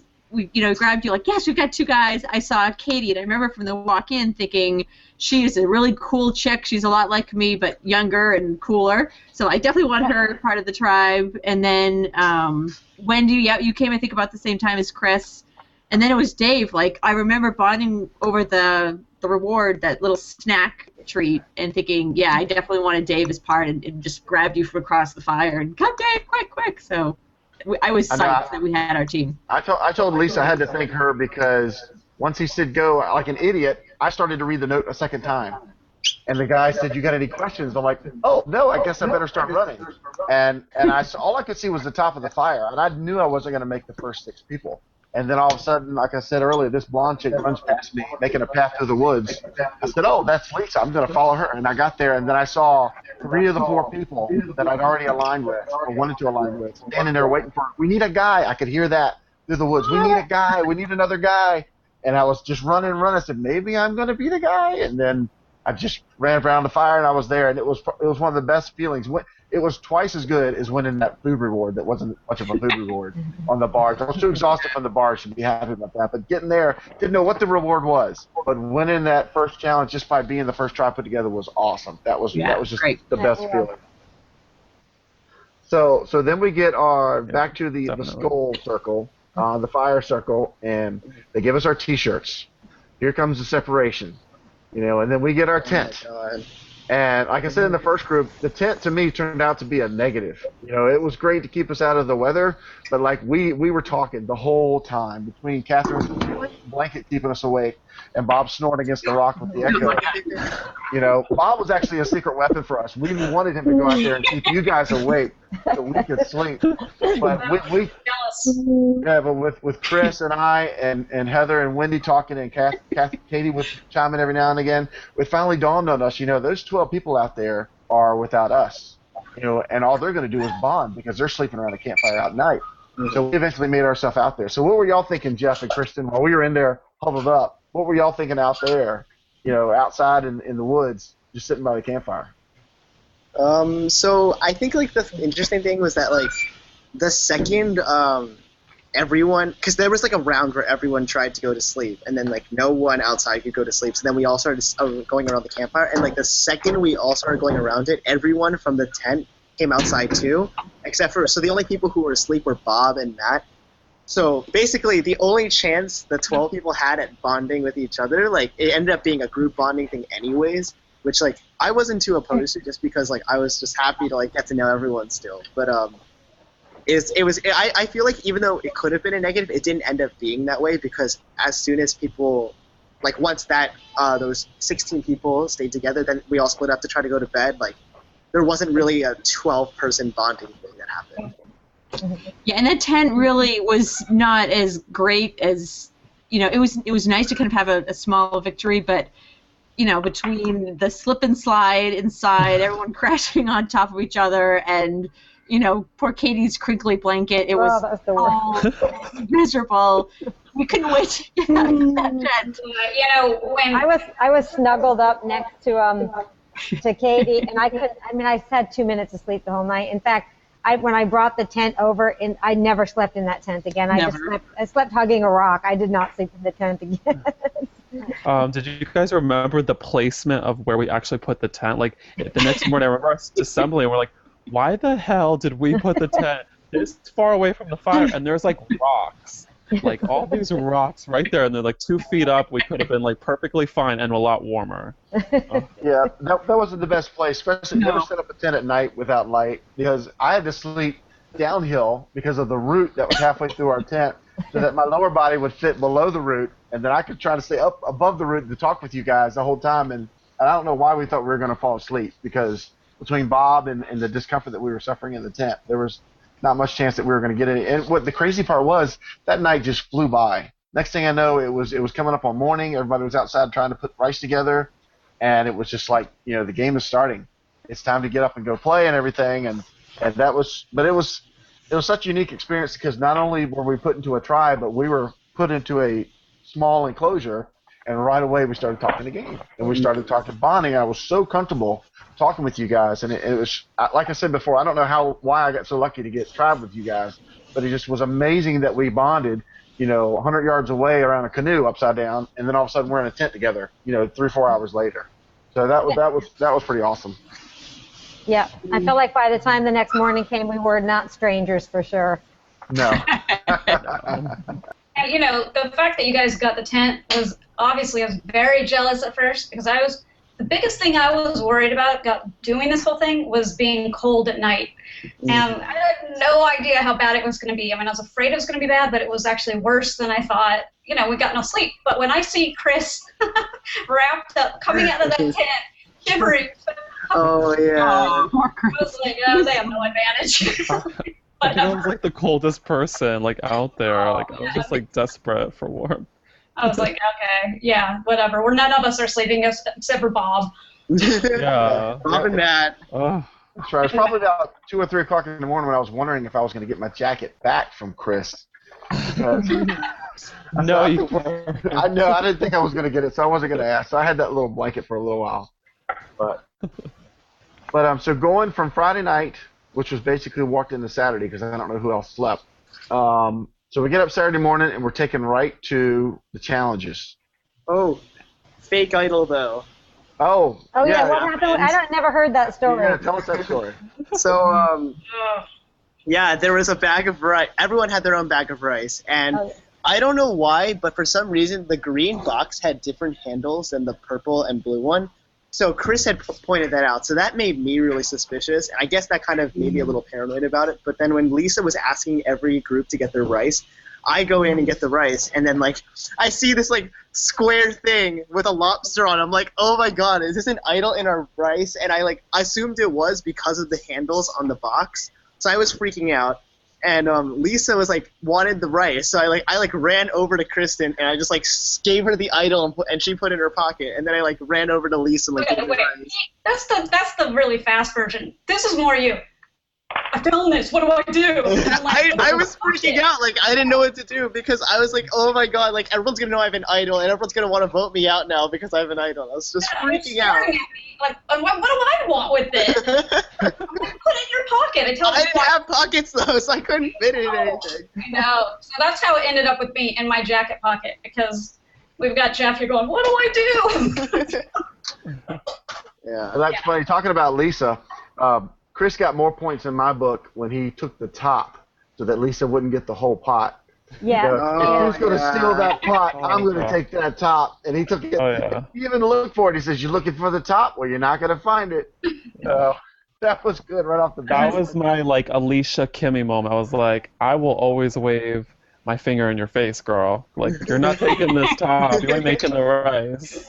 I was like, everyone was chit-chatting about it. Nobody wanted to do anything. I saw everybody. Like, Carl didn't want to say anything. Nobody wanted to say anything. All these people, Chris P. was the one who was, like, talking mad smack about her and then not saying anything. I was like, oh, hell no. Here I go, Ghetto Chris about to come up in here and start this drama. The best moment then was when the John came and they called them out on it, and they had the rice, they had the pot, they had the flint, and it was like boom, you just got called out. Yeah. Yeah, because we were trying to get somebody from Green to go over there because I don't think because I remember Heather saying, we got to say something or we need to do something. And you guys came over to us and like, oh, you guys. We did. That's right. Looking back at you like, yeah, that's really bad. But I remember, in fact, I still remember how the four of us got connected. I don't even think we solidified the four of us until we went to the water jug. I was trying to think of things to keep us bonded together, keep us working together, and I kept saying, drink all your water, go refill your water, because you don't know when that cooler is going to disappear. You don't know when they're going to take it, when it's going to empty out, so keep filling it. And the one time I went to go fill, here comes Chris, here comes Heather, and here comes Wendy. And it just worked out, and I stood up and said, do you guys like this four? I like this four. Do you want to go ahead and pick out our first boot? The four of us can do it right now, and we did. And that was perfect. Wait, was it going to be Katie or Bob? I'm curious. Bob. Oh, okay. I figured it'd be Bob. And it was only because, and to me it was because he just wasn't trying to connect with us. And I mean, that was his personality. That's who he was. We didn't know he was the barrel rider. We didn't know he was going to be a beast in challenges. But it was.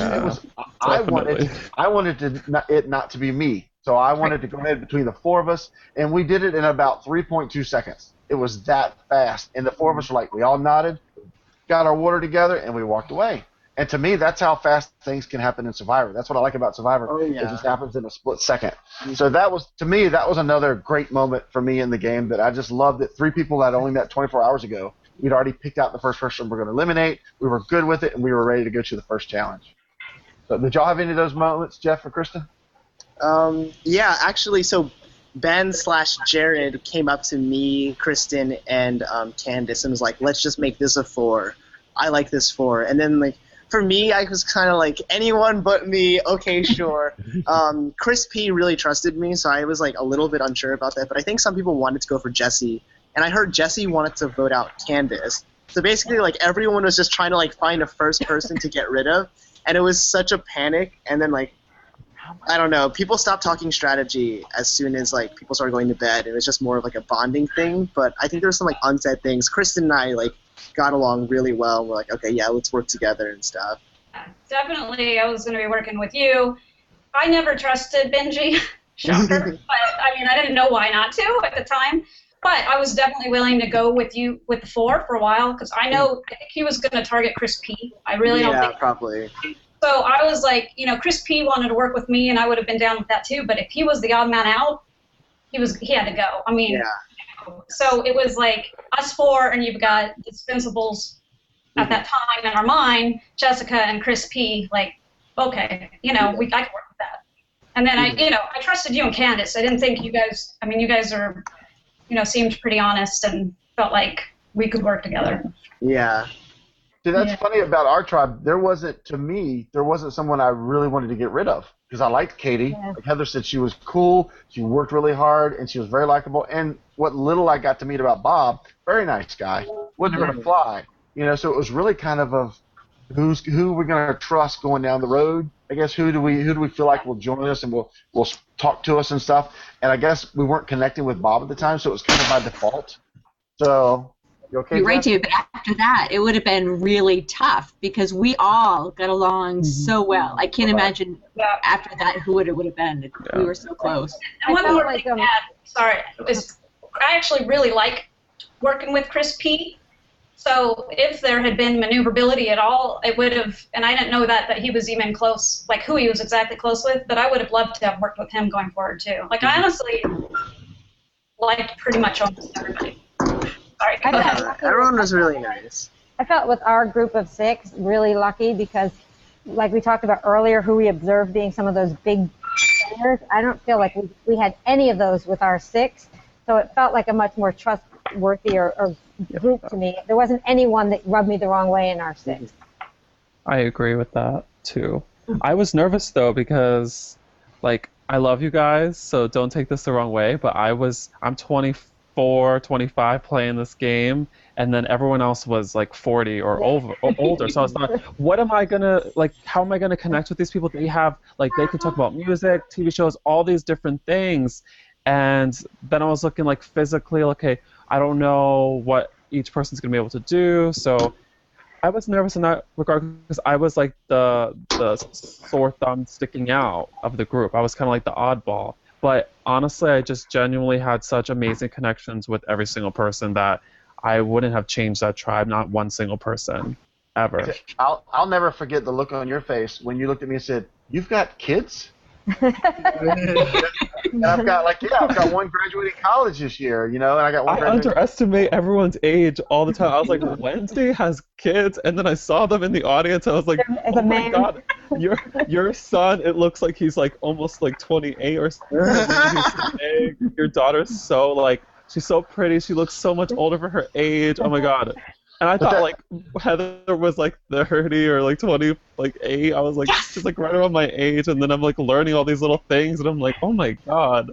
One thing I just want to say about us working together on the first day, like the rest of the game went how the rest of the game went, but one of the most rewarding things for me was the day that we did the reward challenges, and so no one was going that day, and how we all worked well together, because coming in for me, what I was most scared about was the physical challenges, and we rocked it. Like I was so happy with how well we did on that barrel, with the weights, and I just, like, for me looking back, honestly, that's one of my best memories of the whole weekend was that first day of the Chawati tribe doing the challenges. Call, call, call. Right. You're right. We were such a motley crew. Yeah. There's, a couple older ladies, and, we were a motley crew, but we worked really, really well together, and we just had a ball. All of those challenges, and we did really well because we weren't so physically strong, but we communicated, we had strategy, and we just really did well together, I think. Yeah, I give you credit, Chris, because I think we're close to the same age, the rest of us, but you did not act like you were younger than the rest of us. Yeah. You fit in. Plus, your love of the game impressed me, but you were much more mature than your years and your conversations, because we joked about stuff, but you still talked to us the same way that we talk to each other. So I never saw you as that much younger or anything, or as that being something against you. You fit right in with us just as well as anybody. I think I bond more with mothers, so the fact that all 3 of the women were mothers, it just was like perfect. I felt like you gave like a big like dad role to me too, David, and even Bob was like a dad to me too. So it's like, this is like my family, my moms and my dads. That's how I took it. That's awesome. Yeah. Go ahead, Jeff. What? Oh no, I was just gonna say I agreed with Chris on all of that. Like, I was the youngest one out there, so I was like freaking out as well. I was like, oh my god, everyone's gonna vote me out for being young. Like, that's just the worst thing ever. I was so paranoid about everything coming into this. But I've known that I'm like pretty good with adults because like I did a lot of work with older people in my high school and stuff. So like I was like, okay, yeah, I'm probably gonna like try to get with the moms because like I get along with a lot of the older moms in my life, and like I love the moms love me, let's all make an alliance and be great together.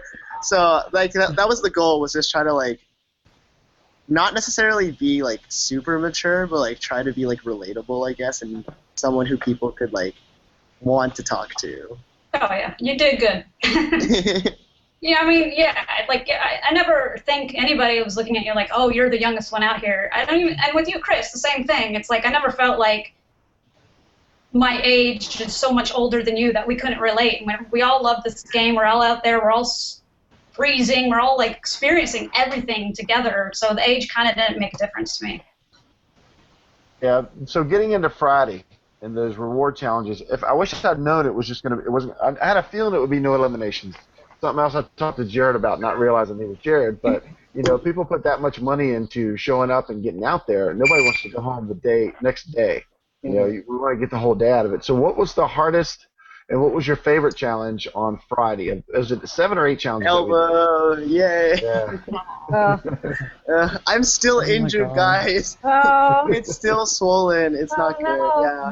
It's coming up on, we've just finished week 3 of sprained elbow life. But Oh, no. yeah, so that was probably my hardest challenge, was the one where we had to carry the weights and run around in a circle, because like I ended up falling. Kristen and I both fell, and like we both got injured from it. Like, that sucked. But I mean, also in retrospect, I was like pretty happy with myself that I was able to like carry 90 pounds, because I didn't think I could do that coming into it, because I'm not exactly like a big person. But when I was able to do it, I was like very proud of myself in retrospect, even though I got injured from it. Well, being a big person doesn't necessarily make that challenge any easier either. Because I immediately like dumped mine on Chris, and then after watching him run, I'm like, I can't believe I asked that guy to carry twice the load that he had to carry. So the second time we did it, I said, there's no way I'm dumping it. I said, at least I got to go a round or two just to help this group. But I hated that challenge with a passion. Oh, yeah. It's a hard one. When they do that on the real show, I'm always like, oh god, like they're crazy, because it's such a physically taxing one. So what was the hard challenges for you other guys, Chris and Heather and Wendy? I think the hardest one was the first. No, not the first one. I think the barrel was really difficult. That was when we really had to put together our teamwork, like communication. We really, I think, understood each other. And that's when we knew that there was like a unity in our group, and that's when we started to really build trust. And it was really hard, just like trying to figure out like where everyone's positions were going to be, and moving the barrel. And Heather did amazing, and Bob did amazing with that. And it was hard, but at the same time, it was like super rewarding, because I felt like we came together as a team. And then from there on, we just, I think, did really, really well.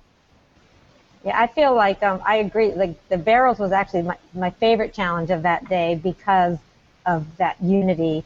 The first challenge was exciting just because we were the only ones that didn't have a kayak that flipped, we came so close to winning and beating Nina's tribe. But the hardest for me was the weights too. I felt like we put those weights on and we were out the door like at 100 and at 300% or something, and it was exhausting. It didn't look like it would be as hard as it was. I think I was one of the only people who didn't mind the weighted challenge.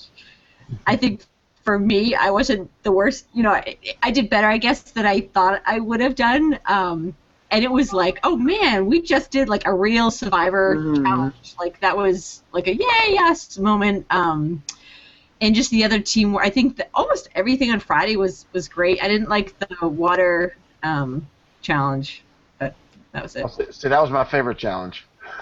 We won that one. Good. Yeah, we won that one. Yay.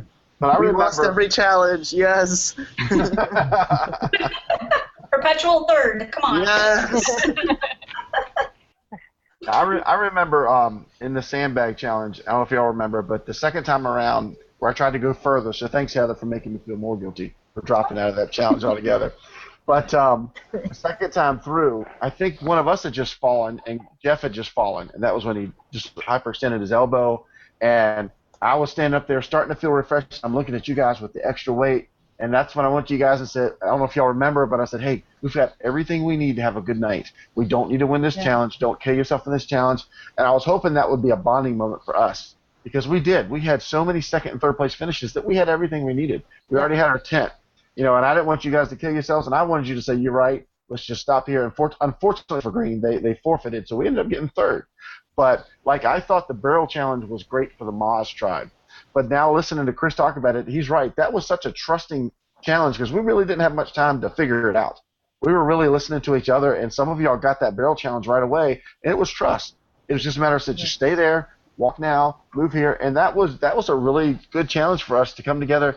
Like you said, the motley crew of so many different people and personalities. But there was a lot of trust to finish that barrel challenge. We never faltered. We never had to go back and start over again.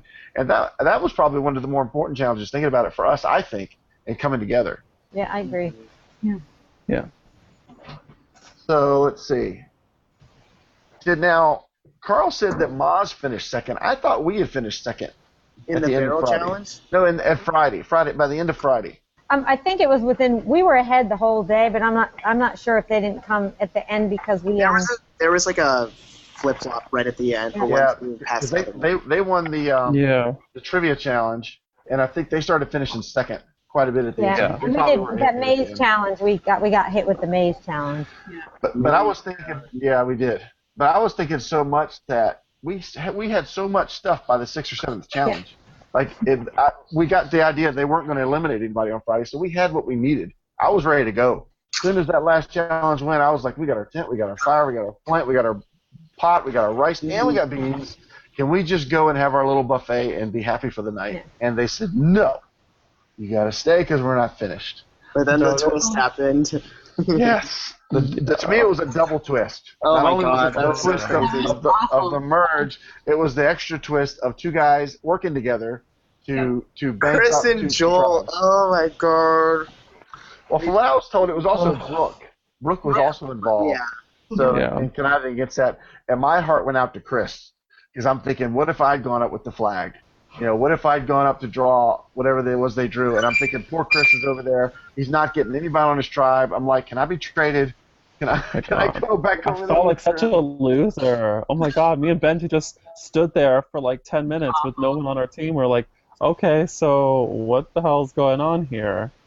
Yeah, that was a game. That was the game-changing moment, and you know, created by some people, and you know, it hurt them. But it was a game-changing moment that we all sort of had to scramble, like, what the heck do we do? Yeah, Chris got his poetic justice thanks to Nita. So that was That was so stressful. Oh my God, that vote. Like, one vote, unknown, who was going to get voted out, and then, like, Chris gets revealed, and we're all like, oh God. So I don't want to wait before we go further. I just want to let y'all know that we are going to book a second night for this because I don't want to hold y'all up all night because I'm on the East Coast and Heather's on the East Coast. So is Chris and Wendy. So and I want to get to bed before tomorrow, but I still want to talk about Friday night. Go ahead, Heather, with what you were going to say.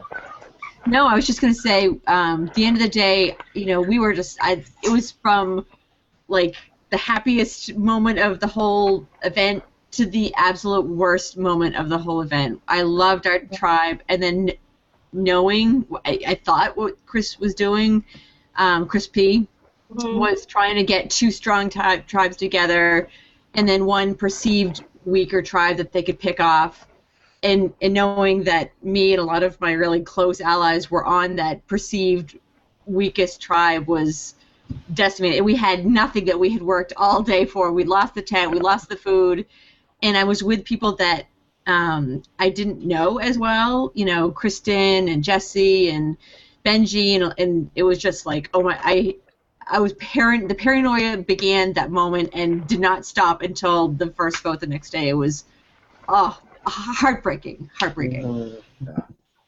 Yeah, it wasn't fun for everybody else either because I saw 4 strong survivors. I only saw 3. I had Bob, who hardly spoke at all. I had Wendy, who I knew very well, and then I had Matt. You know, and I knew Matt was super smart when it came to survivors, and all I could see was Matt and 4 survivors. Yeah. A lot of us predicted that would happen. Yeah. And also Bob's super, super nice guy, but I was with him till the end, and I didn't have any strategic conversations with him. Like, he wasn't willing to go there. No. Never did he do It's so hard to flip him. He just wasn't playing that part of the game, you know, and you know, but so when we did go over, David, it was kind of you and me with 6 other people, I felt. Yeah, because when we got out, let's talk about Friday night, and then we're going to end part 1. If y'all can, we'll set up another night. We can come back and do this and talk about Saturday and Sunday because I don't want to shortchange any time, and I want to give everybody the chance to talk. But let's talk about Friday night. We went straight to camp with 4 people hyped up on Survivor Juice because they were survivors. And as soon as we get there, it's like it's time to go to work. We got to go collect. We got to start fire. And I'm thinking, I just want to lay down next to a log right now. I'm kind of disappointed.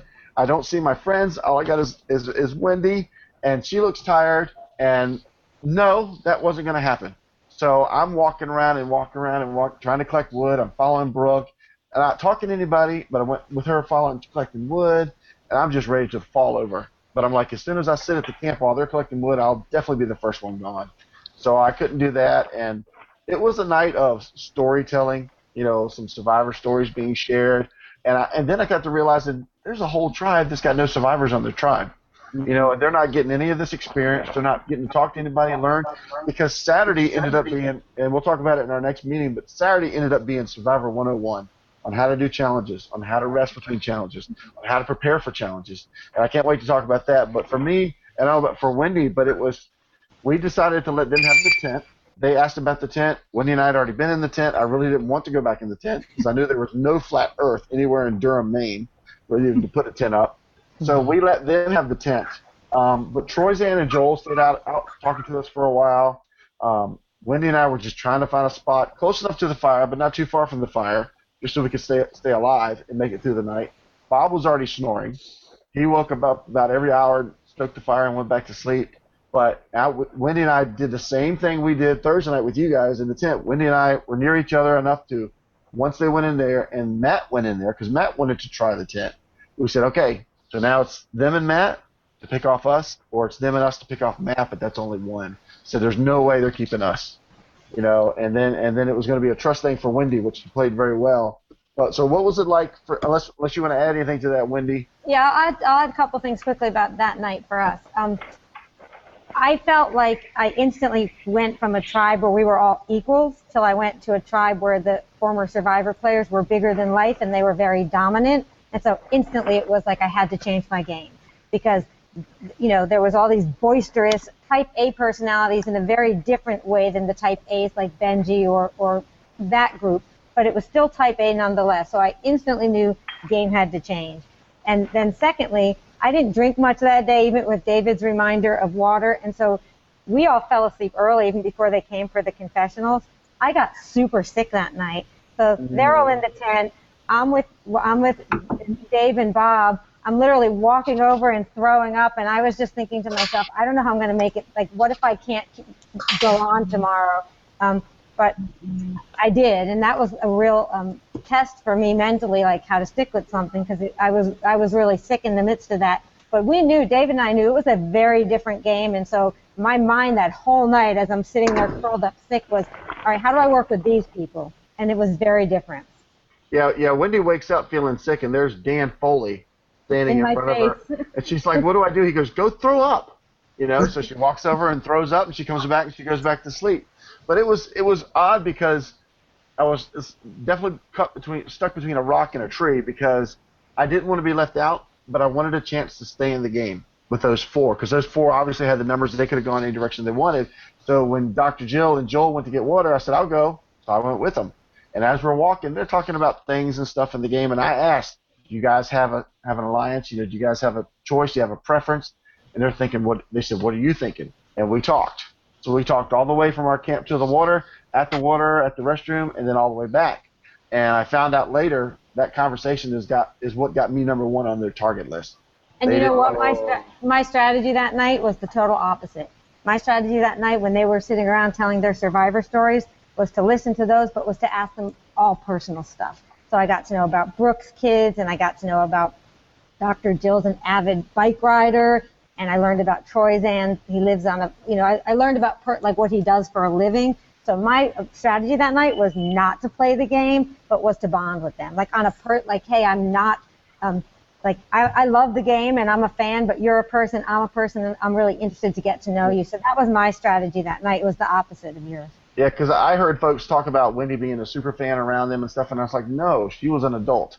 We had adult conversations. There was no starstruckness going on. She played it very well. She communicated very well, and I just put the nail in my coffin because I think Matt was more the super fan. Matt got to spend the night with 4 survivors. I felt like that was a birth. I felt like for him that I literally, just as a mom, I felt like, Matt, we just gave you like the night of your life. He was so excited for that outside of this game. But he was a super, super fan. But I love you, Matt, if you're watching. But it's so funny how our games turned for Wendy and against me that night. But what about you guys over the new, was it Waya? My computer's about to die, so I'll interject into this. Go ahead, Jeff. Okay. So, actually, yeah, me and Nina are the only people from Tawadi who were for that night. But that night was, like, so stressful, especially for me, just because I was, like, contemplating for, like, there was a brief moment where I, like, considered quitting the game, which I'm so happy I didn't, because I was just, like, so paranoid about my elbow and that, like, there would be no point in continuing. But I'm glad I didn't do that. And then, like, so there was this whole, like, thing with me, like, trying to, like, talk down my injury, saying, like, I'm fine, like, I can do these challenges, I'll be cool. But then, like, once we started getting into the strategy aspect of it, it became apparent that, like, there was a lot of moving pieces in our new tribe, because there were Nina and Jamie, which were 2, me, Chris, P, and Candace were from original Waya, and then Lisa, Tina, and Carl were from original Purple.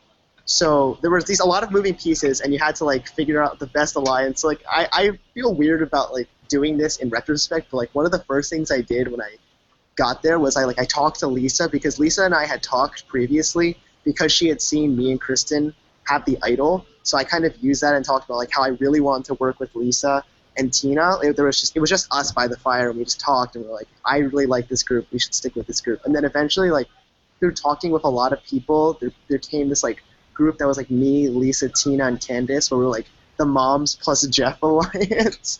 And like we really, like, we kind of decided in the moment that we wanted to split the votes on Nina and Jamie, because we were worried about the 4-person group on Moz of the Survivors, which ended up coming true. So we like unfortunately had to go after Jamie and Nina, which was really sad, because like I was such a big fan of both of you, and I like didn't want to vote either of you out, and I was so heartbroken about that. But like we had to do it.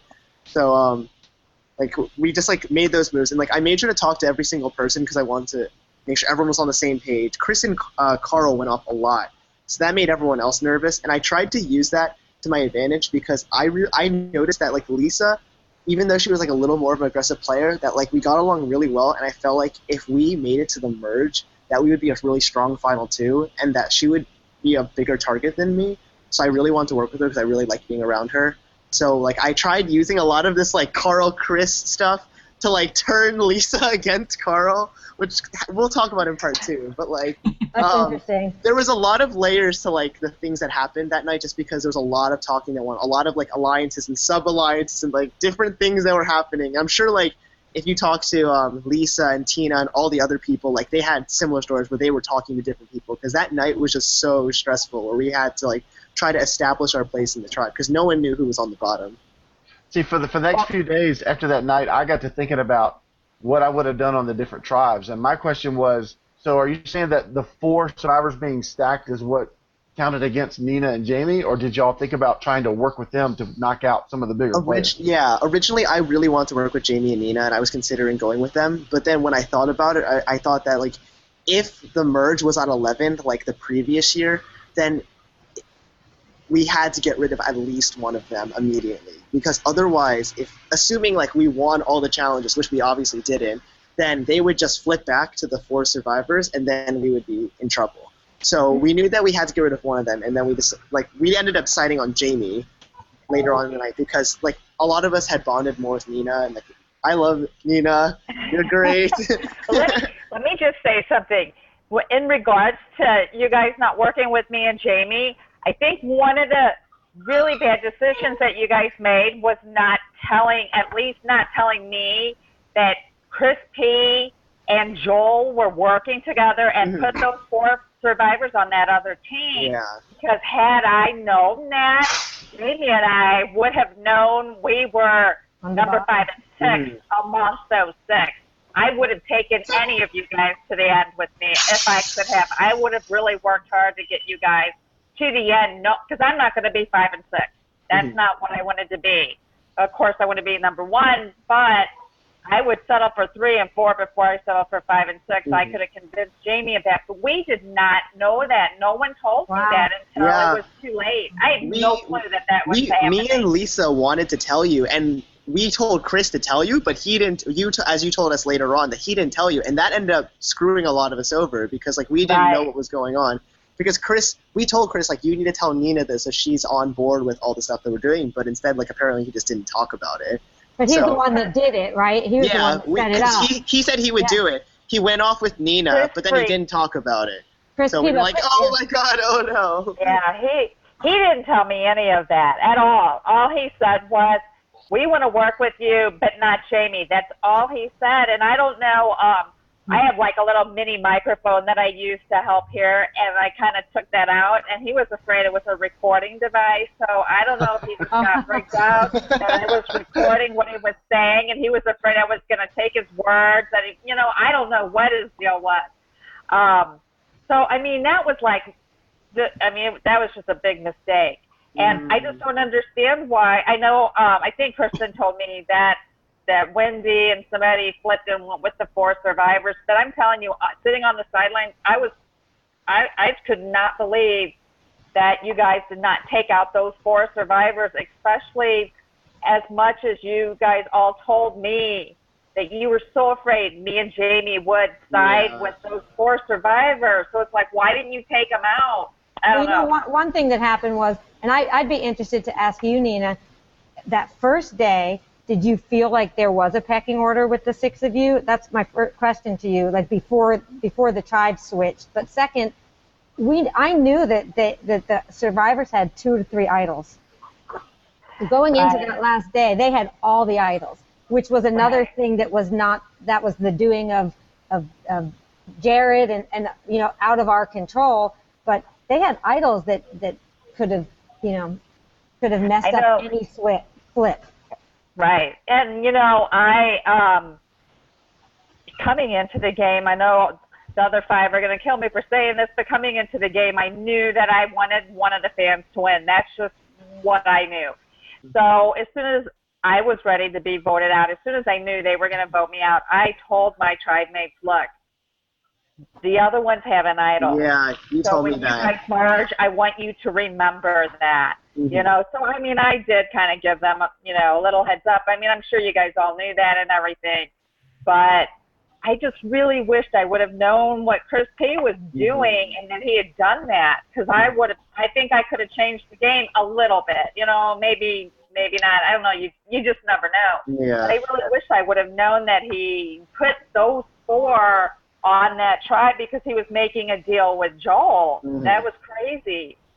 Yeah. I think had we won a little more challenges, things would have ended up a little differently, just because, like, I mean, I don't know. I really trusted you, and I like the group we've had, but, like, the fact that we kept losing challenges just made things fall apart so quickly. You can thank Chris P for that, though. There was, honestly, the 2 tribes were not going to win against that tribe. I mean, they could, obviously, at some point they did, but with double eliminations, Yeah. Exactly. So he set it up where he was basically setting it up that only 2 newbies or fans from each tribe, given the odds or whatever, were going to make it to the merge. That's only 4 people. And I didn't understand. Chris and I were talking that we could clearly see that in his mind there was the perceived 2 stronger tribes and a perceived weaker tribe. But Chris, I think, did the quick math and said the only way this is going to work is double eliminations in order to have, kind of a magic number at the end of Saturday. So why Chris didn't do the math to figure, he was hurting himself with double eliminations. Yeah. He stacked the tribe again. He stacked everything against himself. Exactly. That's what didn't make sense. It didn't make sense. Yeah, we were talking about that Friday night as well, sitting around the fire, because they're asking us what's going to happen tomorrow. What do you think is going to happen? And they're asking Matt, how many people from each original tribe are on what tribes? And we're like, Matt, stop talking. Yes, because you keep saying that there's still 6 blues left. There's 5 blues left after Katie left. I'm like, stop telling them there's so many blues left. And it's just. So, but before we close out tonight, I want to go to the Waya camp and Kristen and Heather and find out what was it like over there. Oh, go ahead, Jeff. Oh, I just wanted to say I had to sign out. My computer's about to die. But all right, thanks for seeing you guys again. Bye. Bye, Jeff. Bye. But over at the new Waya is what y'all were over there. What was it like over there with no survivors And what was the mood over there? Who were the leaders? Were there any leaders over there? It was paranoia. Yeah. As soon as we got to the camp, both Mike and Benji Jared left immediately, and they were gone for like 2 hours. They didn't come back until after we had done all the firewood, after we had started the fire, ate our dinner, then they showed back up. So that was crazy. You think I would like to make a point about that, though. Okay. The whole Francesca T-shirt, that almost became real. Because I said to the 5 girls, I was like, listen, we can do this right here, right now. 5 girls, me. Let's split the votes. Let's take Benji out first. That was the plan. I told that in the confessionals. Jesse. Right? Yeah, with Jesse. We had Jesse. We had everybody. It was all 6. We had it down packed. But I think after that first challenge loss, like Heather, me, and Katie were like, oh my God, we really need his strength. So that's what flipped it. But he was definitely out first. If it had been like a puzzle or a mental challenge, it would have been different.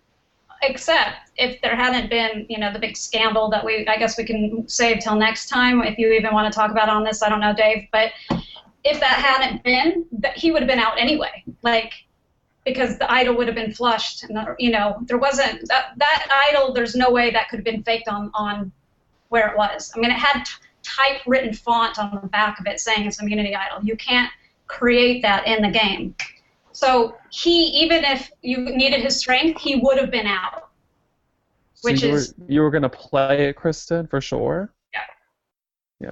Yeah. The minute I knew, first of all, I mean, Dave's asking kind of our experience, and like the minute I got switched over to your tribe, I mean, I knew you a little bit, but I was with the 2 people from my original Wyatt that I weren't connected with as much as the others. And I really felt like I got on the worst tribe possible for myself. I really had no relationships with the people there. So the second I got there, I literally went up to Chris P., who was supposedly my ally, right? And after that vote, and I said, hey, you just screwed my game. And I was just saying it in jest, but I really was like, dude, what did you do to me? And it wasn't because I didn't like any of the people, you guys, but we hadn't talked enough. We hadn't played the game. And so when I was there, and when you guys first approached me about getting Benji out, I was like, okay, sure, great. I don't trust him anyway, and at least then there's some maneuverability here. But I also knew that there was then some wondering about if I had the idol, and I knew that Lisa had seen that I had the idol. So it was one of those moments you make a quick decision, and I confirmed I had the idol, and then, oh my gosh, why did I confirm it? Maybe I should have lied and said Jeff had it. But Lisa already knew I had it, and I think Jenny then heard that from her. So either way, I went to Jessica after that, and I was like, I am getting rid of this idol. I don't want it. It's putting too much. So I'm playing it. I'm dumping it first vote. It's like, this is too much of a target. I mean, especially since if you look at the numbers on Saturday, we have an 8-person tribe, and maybe 2 people from our tribe are going. There's no sense of me having the idol. It's not going to save me for 6 votes. And I didn't have how much time, because the game's so condensed, how am I going to be able to create power around this at that point? So it was just a bad target to have, and, That night was awful. I was so paranoid. I was sick. I thought Benji's Jared's working it. I figured, Christian, you and you guys were together, and I'm like, well, maybe, Katie switched. I thought for sure. I thought I was going to be the first one voted out. I was sick to my stomach. I did. I thought, I really thought, it wasn't until I'm sorry, Kristen, you got voted out. I thought I was going to be the first one voted out, and I was sick. I was just so nervous. And we didn't talk that night, and you had a deer in headlights night the whole night because we were cold again. I mean, honestly, there wasn't a lot of. I mean, there were some people strategizing that night, but we were trying to keep warm again. Yeah, it was painful. So it was like one of those nights where you're looking at the sky going, is it going to ever get light out? And a lot of things. That's the night where I wish I had done things differently. I wish I had been a little bit more aggressive. I was too quiet, And, I mean, I just kind of took the lumps as they came and didn't really try enough to change the game in my favor. So. I think our experience was super unique. We had the most realist survivor experience because Wendy had 4 survivors on her tribe. The other tribe had 2 survivors. So they had people who knew this game. We went into it as 8 strangers on a team, And we had to build our own society at that camp and really have to bond with everyone. We didn't really know all of each other too well because we were all mixed from 3 different tribes. And it was super exciting because I felt like we were actually playing Survivor. We didn't have to have like these conversations like, oh, how did you get on the show and the casting. We literally were like, okay, firewood, let's make the fire, let's do the rice, let's get our camp set up, and that we got to play. We were rambled. You know. And we tried to we were so cold. I remember in the middle of the night, we would get firewood and it was like, we had enough firewood for all 3 tribes. By the time Joel finished picking up logs and we would take a path to the water and he'd point at 5 logs and say, on the way back, we're taking those logs back. Joel is definitely an alpha male, but of the nicest kind. It was so easy to work with him and listen to him. But we had this similar conversations, Wendy and I did, about strategy, and on the other side, we talked about how our friends weren't talking to survivors. They were sitting over there, with nobody. So I like what you said, Chris. You guys had an uphill battle as soon as you went to your camp. You were playing the real Survivor, still AW with people you still didn't know if you could trust. And that's a unique. That's why I wanted to listen to this, because I wanted to hear the unique experience that you guys had over there. That's really interesting. Like, I don't know why Heather felt so paranoid, because I was so confident. Like, I knew I had Katie, I knew I had Jenny, I knew I had Heather, and I felt like Kristen and I had bonded the first night a lot, and then I just felt like I had this connection with her. I didn't think she would ever turn on us. And every single person that was, I mean, I don't really want to get into day 2 so much, but every single person that was voted off, I was part of their elimination. So I knew everything that was going on, every little alliance. I felt like I understood it, and I was creating really personal bonds that night. And I think the only reason we were able to create the personal bonds was because there wasn't a survivor there for us to just completely, ask all the questions, and, all the attention was on them. Like in the merge, like we'll get into that too, that's kind of how it was. Yeah. And we had 4, for Chris and I, talking the numbers, worst case scenario, we hope to God it would never happen, but worst case, it would be 6, 2, and 2. At least Chris and I had each other. And so worst case, we kind of had each other's back. So I did trust Chris that first night. But other than that, Jared was such a loose cannon. I didn't know what he was whipping together. So he made me nervous. Me too. I was actually not worried. My only worry was I want them to know that I'm here, and I want them to know they can trust me and I'll play.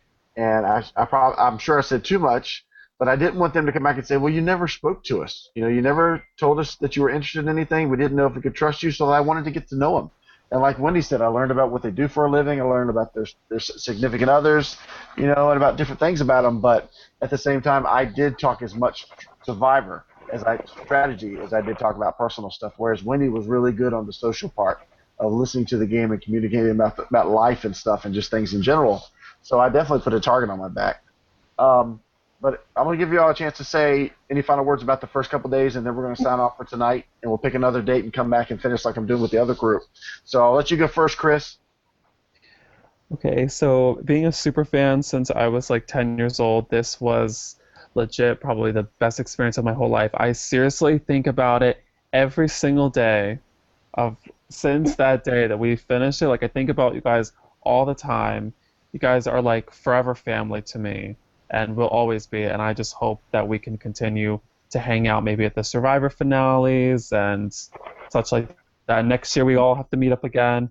But to anyone who wants to apply, if you want the real thing, this is the real thing. I've played Survivor games in people's backyards. That's nothing compared to this. This is legit. You are one step away, I think, from playing the real show, and that's what Troyzanne and Jill and all them told me. Mm-hmm. So this is the real deal. It's amazing. All right, Kristen? Yeah, I mean, I was really nervous going in to play this when I got the email saying you're good to go. I'm like, why do I want to do this? But it is, I think, really close to what Survivor could be or is. But I've been telling everybody it stands on its own. It is its own unique, amazing experience that I will forever cherish as well. And you guys even Benji, you're all my family. And I mean, we've gone through this thing together and really tested ourselves. And you know, I don't know. It's like Nina and I were talking the other day, and I don't think you can. It's hard to explain to somebody else what it really is until you just experience it yourself. All right, Nina. Okay. I thoroughly enjoyed playing the Durham Warriors Survival Challenge. It was something that I think my soul needed because of how my actual season went down. And as far as the experience, it's very, very much like playing the real game, which I found to be very exciting because it gave the fans a real feeling of what it would be like if they ever got on the show.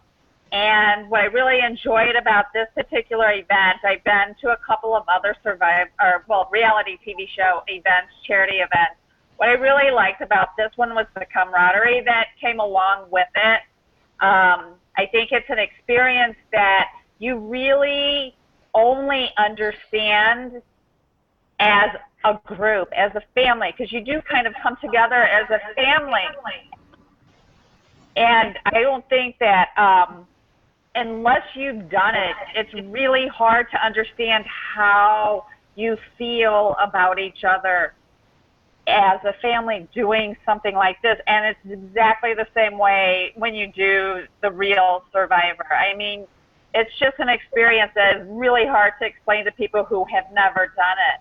But I love this experience. It's something that I actually told Bob that I want to be involved in now on a yearly basis. So it's definitely something that I'm going to be at next year. Awesome. All right, Heather. Yeah, I think, you know, like you guys have said, it's an unbelievable experience, unlike anything else. You know, I've run marathons, I've done this and that, but this is the physical game. It's the survival experience. It's the mental and strategy game. It's everything. And until you've done it, there's nothing that can experience it, which then bonds all of us together. And I said, you know, the first night, we are really a motley crew that have come from such diverse backgrounds, but I've truly and forever bonded with you guys, that you're in my heart. I think about you guys every day, truly. I hope whoever, you know, next year is doing this, watches this. It really is truly life-changing and amazing. I can't wait to come back and chit-chat with you guys some more. All right, Champ, I'll give you the last word. Well, right before, I camped in Maine a couple days before we came to this, and I took a walk by myself away from my family, and I thought, you don't have to show up for this. Like, I was really scared. For me, I was really scared about the physical stuff. I've never been an athlete. I've never run a marathon. I like hiking and things. I've never done any competitive sport. My sports are scuba diving and hiking and things that aren't competitive. And so I told myself, what would feel worse, not showing up or showing up and being first out? And I knew 100% it would be not showing up. So I literally told myself as I got out of the car that you won by showing up here. And what I took from all of it is, I mean, my daughter said, you seem like the happiest you've been in your life, and not that I'm not a happy person, but I feel so empowered from this experience, and I do feel so bonded with, I feel like I have a new family, but like an extra really cool family, because you all like the same thing I like, and most people in my life, like, you've been watching that show for 30 seasons, like, enough already. But I'm 100% coming back next year, and I would love to get together. I'd love to do the after party that Nina and Kristen were talking about, but it was literally life-changing, and you all hold a special place in my heart. And for anyone who wants to do it, I think no matter which place you land, it was an incredibly empowering experience. Absolutely. I couldn't wait, and I was telling Andy Baker this. I said, I can't wait just to go hang out with 17 people that want to talk about Survivor. Oh, yeah. Because it's hard to find that many people together that want to talk about something that you love talking about. And we weren't nutsy, fancy, crazy. We were just talking about the game. And even talking to the survivors, it was just all so much fun and so real. So we're going to call an end to part one. And in a few seconds, Dwayne's going to take us off the air. And so I want to thank you guys for hanging out so long tonight. And thank you, Nina and Kristen, for hanging the whole night. And we're going to pick this up because the first group, Dwaine said, you know, the first group got cheated because you sent them off the air. I said, well, this is why, you know, this is my family. But anyway, we're probably going to do this maybe on 2 separate nights next time so that Maz gets the full time that they need. Because we didn't even get to Friday night with Maz. So we'll do this again. But thank you all for hanging out. So, Dwaine, if you want to go ahead and take us off the air, that's it for part 1 of the reunion. Bye, guys. Bye, guys. Bye, guys. Miss you. You too.